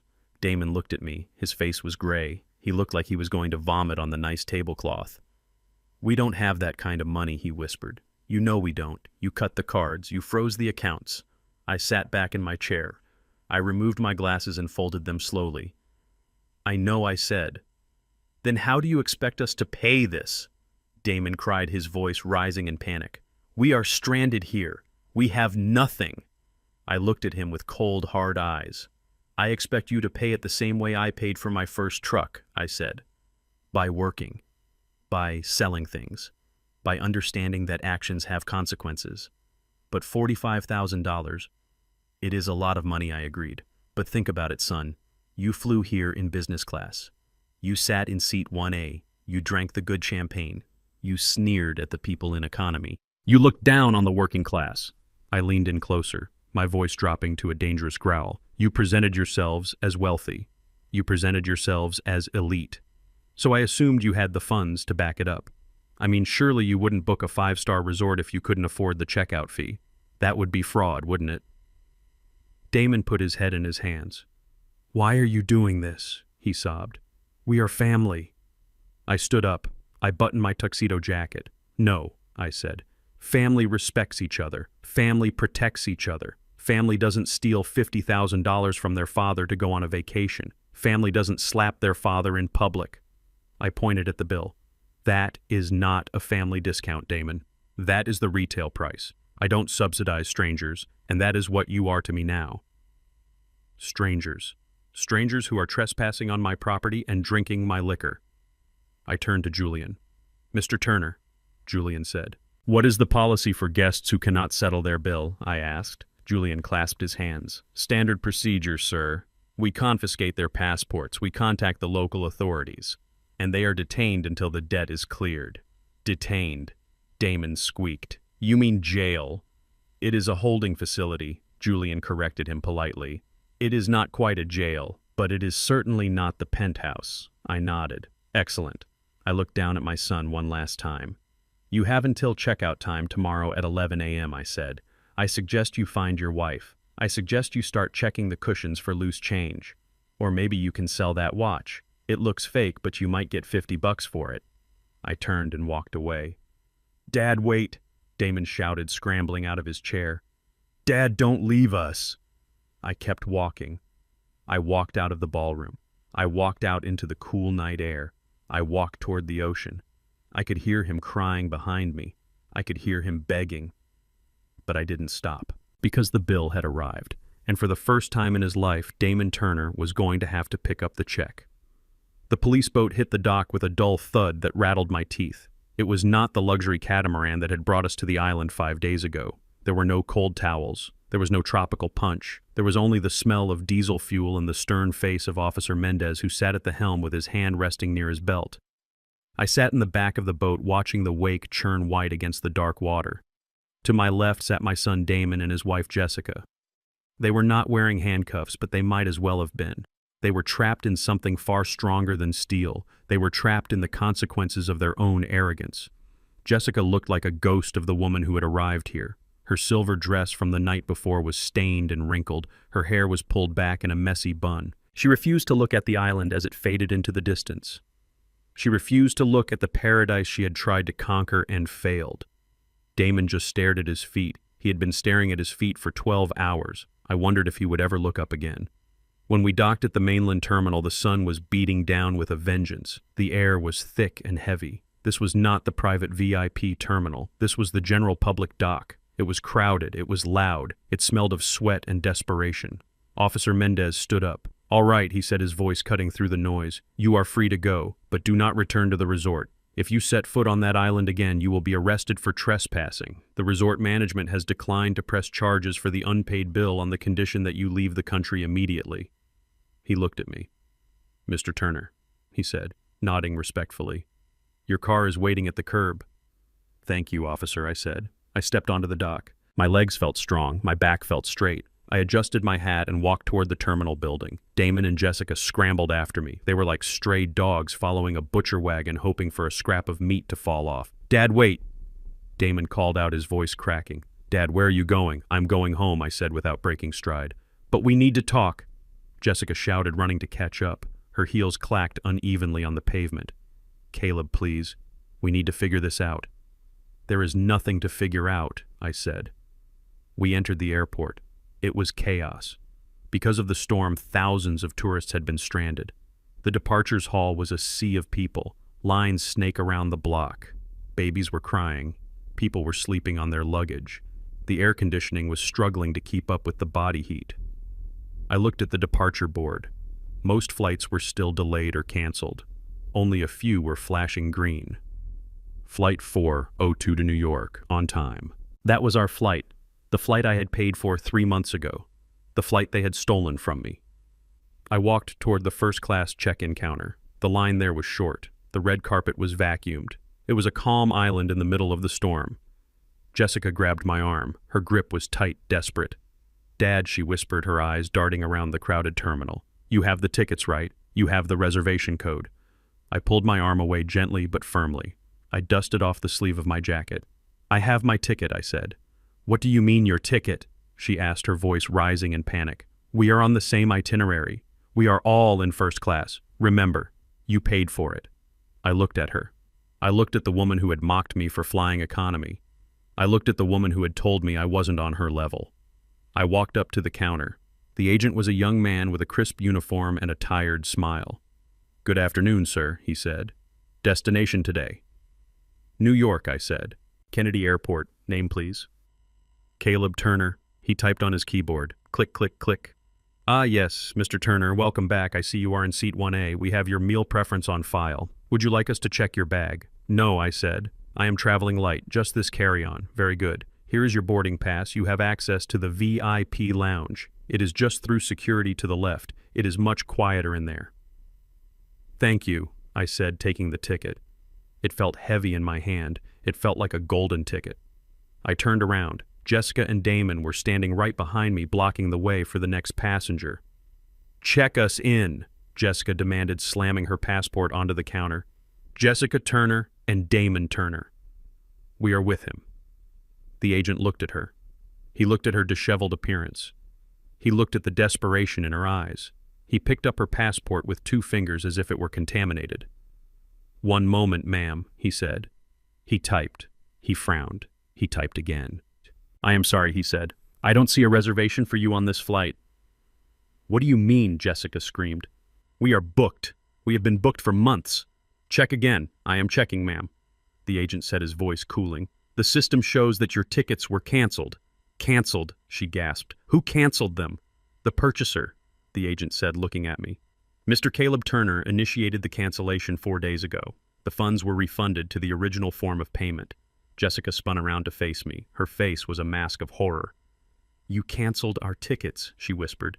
"You canceled them while we were on the island." I nodded. "I did," I said. "But why?" Damon cried. "Why would you do that? How are we supposed to get home?" I looked at my son. "I don't know," I said. "How does anyone get home, Damon?" "You buy a ticket." "But we have no money," he sobbed. "You know we have no money. You took everything." "I didn't take anything," I said. "I simply stopped giving." There is a difference. I stepped closer to them. The people in the line behind us were watching. They were listening. This was the final scene of the play, and I wanted to make sure the audience heard every word. You told me at the beginning of this trip that you were flying business class, I said, my voice low and hard. You told me I belonged in the back. You told me I wasn't on your level. I held up my boarding pass. Well, you were right. We are not on the same level. I pointed to the chaotic, crowded economy terminal behind us. You belong out there, I said. You belong with the people who have to wait. You belong with the people who have to struggle. Maybe if you spend a few nights sleeping on the airport floor, you will learn to appreciate a bed. Maybe if you have to beg strangers for a meal, you will learn to appreciate the food I put on your table for 30 years. Jessica grabbed my lapels. She was crying now, ugly tears that ran down her face, ruining her makeup. Dad, please, she begged. You can't leave us here. It is a foreign country. We have no place to stay. We have no food. We will die here. You won't die, I said, removing her hands from my jacket. You are young. You are healthy. You are resourceful. You have a voice, don't you? Use it. Go make a video. Go tell your followers you are stranded. Maybe one of them will send you a private jet. I looked at Damon. Or maybe I said you can get a job. I hear the resort is looking for dishwashers. They pay minimum wage, but they include a meal. It is honest work, Damon. You should try it sometime. Dad, Damon whispered. I am your son. I looked at him. I looked for the little boy I used to carry on my shoulders. I looked for the young man I taught to drive. I couldn't find him. All I saw was a stranger in a dirty shirt. My son would never let his wife slap his father, I said. My son would never steal from me. My son died the moment you signed that check for the travel agency. I turned my back on them. I started walking toward the security checkpoint. Dad, Jessica screamed, Dad, wait, how are we going to get across the ocean? I stopped. I turned my head just slightly over my shoulder. I looked at the blue ocean visible through the massive glass windows of the terminal. I don't know, I said. I looked at her one last time. Swim, I said. And then I walked away. I walked through the sliding glass doors into the cool quiet of the security area. I put my bag on the belt. I walked through the metal detector. It didn't beep. I was clean. I was free. I didn't look back. I didn't need to. I knew exactly what was happening behind me. I knew they were standing there in the heat, realizing that the ATM was closed forever. I walked into the VIP lounge. I ordered a glass of champagne. I sat by the window and watched the planes take off. In an hour, I would be in the air. I would be drinking wine and eating warm nuts. I would be flying toward a new life. A life where my house was a shelter for heroes. A life where my money was my own. As for Damon and Jessica, they were right about one thing. It was going to be a long trip home. I took a sip of champagne. It tasted like victory. I walked toward the sliding glass doors of the VIP security checkpoint. The air conditioning was blowing cold against my face, drying the sweat that had gathered on my brow during the confrontation at the ticket counter. I could hear the hum of the X-ray machines and the low murmur of travelers who, unlike my son and his wife, had paid for their passage. I felt lighter. I felt the specific kind of relief that comes when you finally cut off a limb that has been gangrenous for too long. It hurts, but you know the infection has stopped spreading. But Damon was not done. I heard the sound of running footsteps behind me. They were not the confident strides of a businessman. They were the frantic slapping steps of a desperate animal. Dad, please. He grabbed my arm. His grip was wet and trembling. I stopped. I did not turn around immediately. I looked at the gray plastic bin moving along the conveyor belt inside the security zone. I watched a stranger's shoes disappear into the machine. I wondered if I could just keep walking. I wondered if I could pretend I didn't hear him. But a father's ear is tuned to the frequency of his child's distress, even when that child has grown into a monster. I turned slowly. Damon was a wreck. His designer shirt was soaked with sweat. His eyes were red and swollen. Snot was running from his nose. He looked 30 years old going on 5. He looked exactly like he did the day he broke my favorite fishing rod when he was 7. Terrified, guilty, and looking for a way out. Dad, he panted, his chest heaving. You can't leave us. You can't just walk away. It is Jessica. I looked at him. I looked at the man who carried my last name. What about Jessica? I asked, my voice devoid of any warmth. She made me do it, Damon blurted out. The words hung in the air between us. They were toxic. They were pathetic. She made you do it, I repeated. Yes, yes, exactly. Damon nodded frantically, his eyes wide with a sudden spark of hope. He thought he had found the magic key. He thought if he could paint himself as the victim, I would open the gate. Dad, you know how she is, he said, the words tumbling out of his mouth like garbage spilling from a can. She is controlling. She is manipulative. She said we deserve the vacation. She said you owed it to us because you have so much and we have so little. I tried to tell her no. I swear to God, Dad, I tried. But she screamed. She threatened to leave me. She said I wasn't a real man if I couldn't provide this lifestyle for her. I listened to him. I watched his hands waving in the air. She took the credit card, Dad. She booked the flights. I just went along with it to keep the peace. I didn't want to hurt you. I love you, Dad. You know I love you. It was her. It was all her. She is the villain here. I am just caught in the middle. He looked at me expecting to see softening. He expected to see the familiar nod of the father who always forgives. He expected me to say, I understand some women can be difficult, but I didn't nod. My face felt like stone. I looked past him. I saw Jessica standing 50 feet away near the ticket counter. She wasn't running after him. She was watching him. She knew what he was doing. She knew he was selling her out to save his own skin. And for the first time I felt a flicker of pity for her. She was a shark, but she had married a jellyfish. You are a coward, Damon, I said softly. Damon froze. The hope in his eyes shattered. What he whispered. I took a step toward him. He shrank back. I said, you are a coward and a liar. No, Dad. I am telling the truth. Stop, I commanded. My voice was not loud, but it had the force of a hammer strike. Do not lie to me. Not now. Not at the end. I pointed a finger at his chest right over his heart. You say she made you do it. Did she hold a gun to your head when you stole my money? Did she force your hand when you signed the check? Damon stammered. Well, not a gun, but did she make you sit in silence while she insulted me at the airport, I asked? Did she sew your mouth shut when she called me a servant? Damon looked down.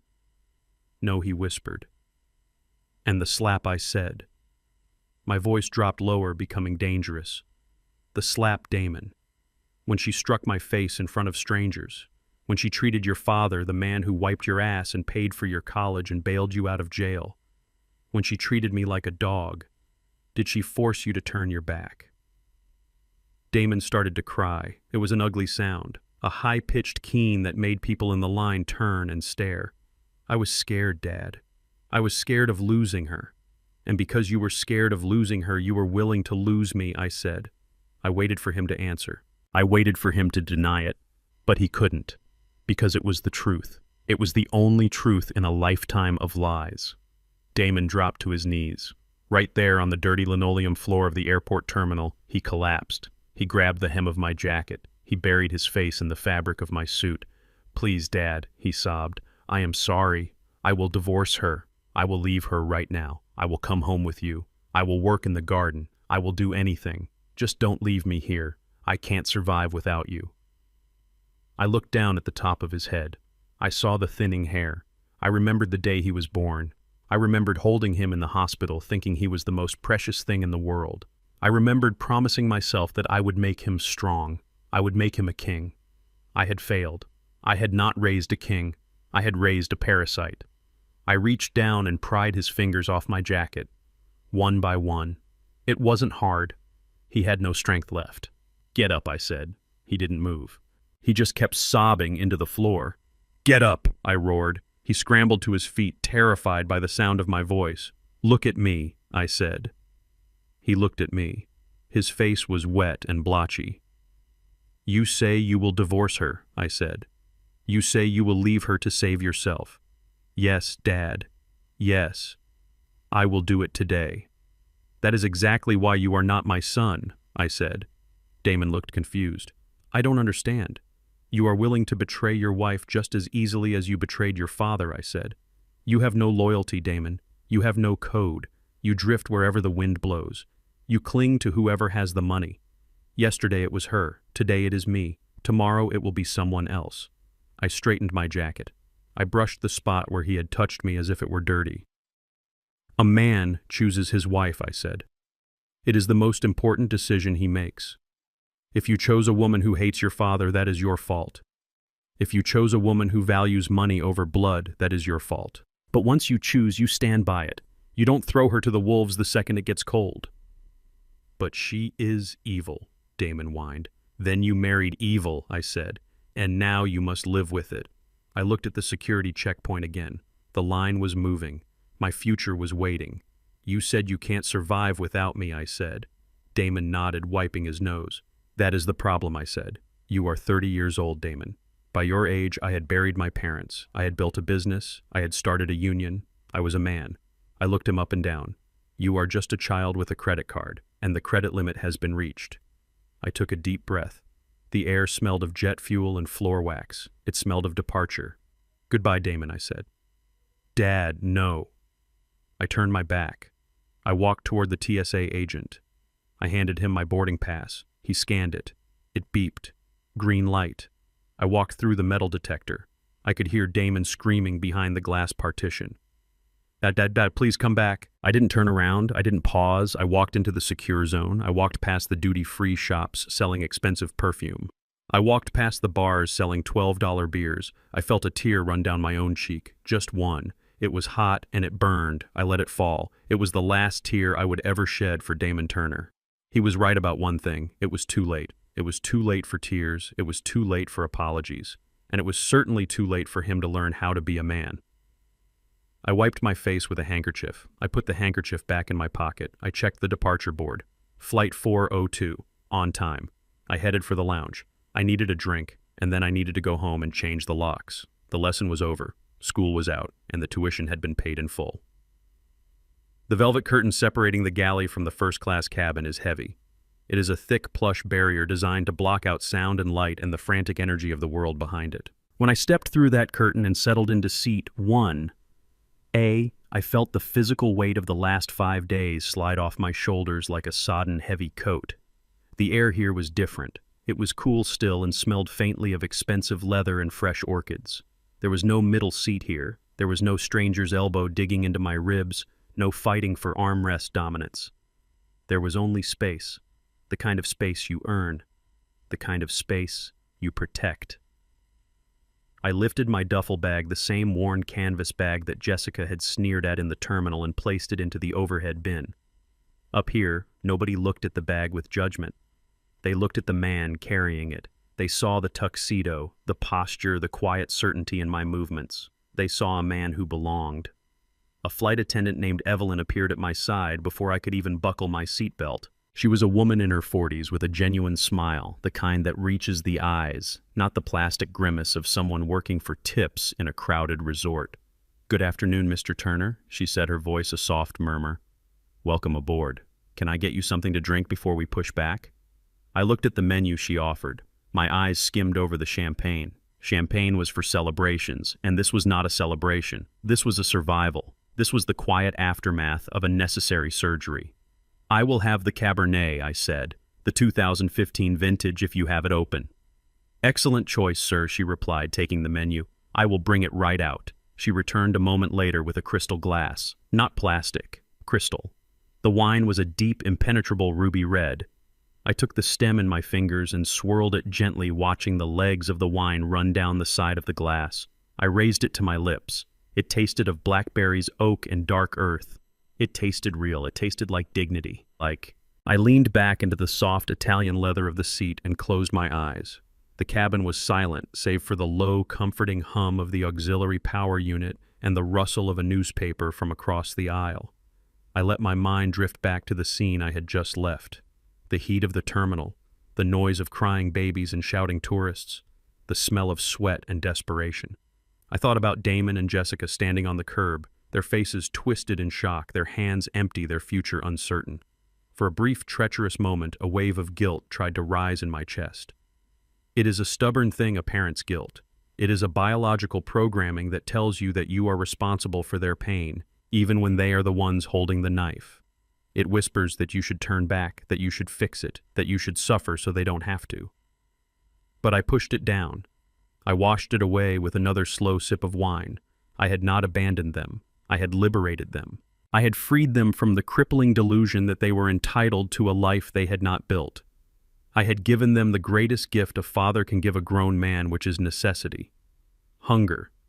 The absolute requirement to stand on one's own 2 feet. Now they would have to survive. Now they would have to become something real, or they would fade away into the background noise of the world. The plane jolted slightly as the tug began to push us back from the gate. I turned my head to look out the window. Below me, the tarmac was a sprawling gray haze of heat. I saw the terminal building a glass and concrete box where thousands of people were waiting for flights that might never come. Somewhere in that mass of humanity, somewhere in that chaos, were my son and his wife. They were probably arguing right now. They were probably counting the coins in their pockets. They were probably realizing for the first time in their lives that the sun goes down early when you don't have a roof over your head. I reached into my pocket and pulled out my phone. The screen was lit up with notifications. 12 missed calls from Damon, 6 text messages from Jessica. I unlocked the screen. I opened the first message from Jessica. "Caleb, please, this isn't funny. Send money. We are sorry. We will do anything."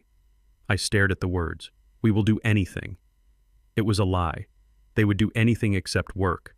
They would do anything except show respect. I deleted the message. I opened the last message from Damon. "Dad, I am scared." I looked at those 3 words. I am scared. Good, I thought. Fear is a teacher. Comfort is a liar. Fear will make you move. Fear will make you think.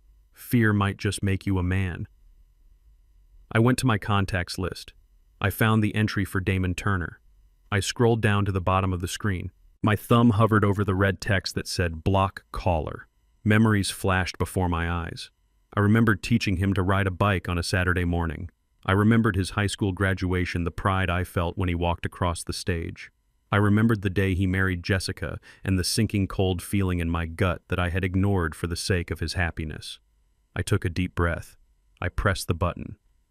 Block contact. You will no longer receive calls or messages from this number. I pressed confirm. The name turned gray. I went to Jessica's name. I didn't hesitate this time. Block. Confirm.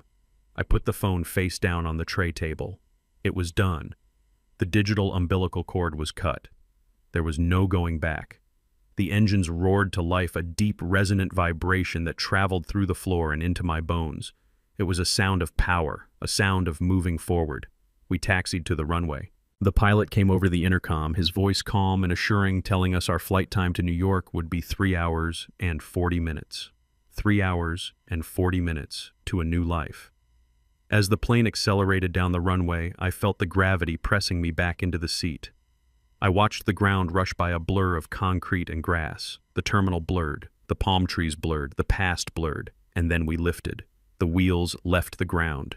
We rose above the airport. We rose above the island. We rose above the storm clouds that were still lingering on the horizon like bruised cotton. I looked down one last time. The Emerald Bay Resort was just a tiny speck of green in a vast, indifferent blue ocean. The Royal Penthouse was invisible. The Eco Lodge was invisible. The drama, the lies, the betrayal, it all looked so small from 30,000 feet. It was insignificant. I took a deep breath, my lungs filled with cool, filtered air. "Excuse me." I turned my head. Sitting in seat 1B across the aisle was a woman. She was about my age, perhaps a few years younger. She had silver hair tied back in an elegant loose bun, and she was wearing a silk scarf that looked like it had traveled the world. She was holding a hardcover biography of Winston Churchill. She lowered her book and smiled. It was a warm smile, a smile that reached her eyes and crinkled the corners in a way that spoke of a life well lived. I couldn't help but notice, she said, pointing to my glass with a slender hand. "You savor your wine. Most people just drink it. But you took a moment." I smiled back. It felt natural. It felt easy. "I have learned that the good things in life are rare," I said. "When you find them, you should pay attention to them. You should respect them." She nodded, closing her book and placing it on her lap. "I agree," she said. "My name is Eleanor." I extended my hand across the aisle. "Caleb," I said. "Caleb Turner." "Nice to meet you, Caleb. Are you heading home?" I paused. I thought about the empty house waiting for me in New York. I thought about the locks I needed to change. I thought about the quiet garden where I would spend my mornings. I thought about the Veterans Housing Initiative that would soon take over the property. No, I said. I am not going home. I am going forward. Eleanor tilted her head, intrigued. That sounds like a story, she said. It is, I said. But it is a long one. We have 3 hours and 40 minutes, she said, and I am an excellent listener. I looked at her. I looked at the wine in my glass. I looked at the clouds beneath us, which were now bathed in golden sunlight. For the first time in years, I didn't feel like a father or a provider or a bank account to be drained. I felt like a man. I felt like Caleb. I took a sip of wine. Well, I began. It started with a bottle of cheap champagne, a very rude daughter-in-law, and a very expensive lesson. The plane banked left, turning north toward the future. I was free. Dignity is not a loud voice. It is a quiet strength. We often spend our lives building castles for our children only to find they are eager to lock us in the dungeon. But remember this. The hand that built the castle holds the master key. Never give away your power hoping for love. Love that requires purchase is just a transaction. Real respect is free, but if they don't give it, charge them the full price for your absence. Sometimes cutting off the dead branches is the only way to save the tree. If you enjoyed this story, please hit that like button and subscribe to the channel. It helps me share more stories like this one. And tell me in the comments below, have you ever had to cut off a family member to save your own peace? I read every single comment. See you in the next video.